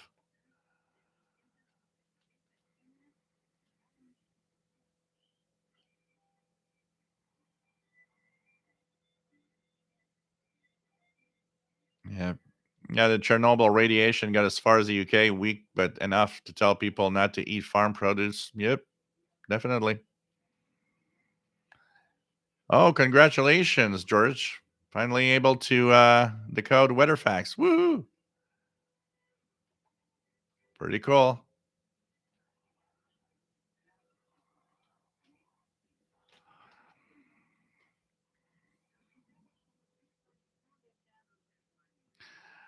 Well, no, Jasmine, because you got to pay for internet access and cell phone. You don't have to pay to own a radio. You just have your radio, and your radio cannot be tracked.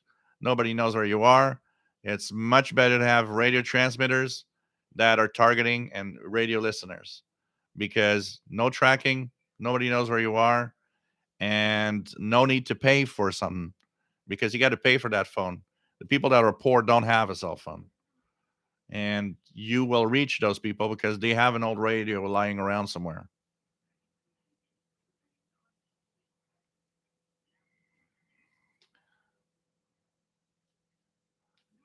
The problem, Jasmine, is it doesn't matter because these countries don't want to educate people, so they don't want you to have education and know more. So they'll never see AI anyways, even if they have the internet, because they won't get educated for that. 'Cause these countries are not like here; they're very, very different.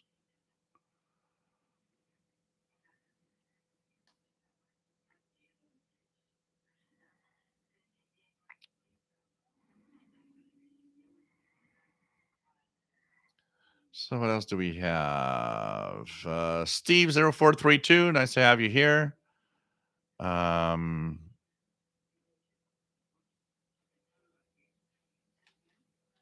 yeah, mutual assured destruction. Yeah, it's pretty crazy when you think about it. Pretty crazy. Yeah, but the best way to really have people knowing what's happening is through radio because radio is the only way you can be in a no man's land nowhere and listen to what's happening in the outside world to give you the news. Um, that will never happen with technology in these countries.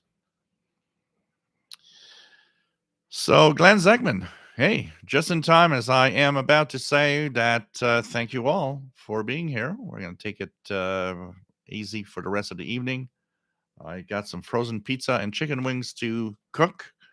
So, thanks once again, everybody, for being here as usual. We'll be back next week again at 20 hours UTC. Thank you, everyone, for being here, being great fans of the show. Always interesting discussions and always interesting to have all of you here all the time. So that is pretty cool. Yeah, like Scott KC2C80 says, you just shut off the service. You know, even if you would have a VPN, like he says, you don't want people to know anything, you just shut down the service. Nothing will work then. It's the way it is.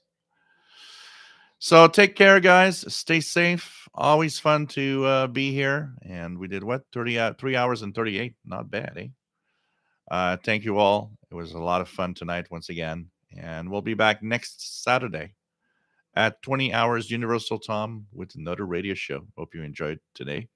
Hope you enjoyed and have fun. Lots of super fun things to do. So I'm going to go and eat. And we're going to take care and got to finish a few things at night. I'll be listening. So if you're on the Facebook group, you're probably going to have some stuff that maybe I'm listening to that I'll be posting. So have a great Easter for everybody that is celebrating Easter. And stay safe, my friends. Have a great weekend. Take care. Be safe. Love you all. Bye bye, everybody.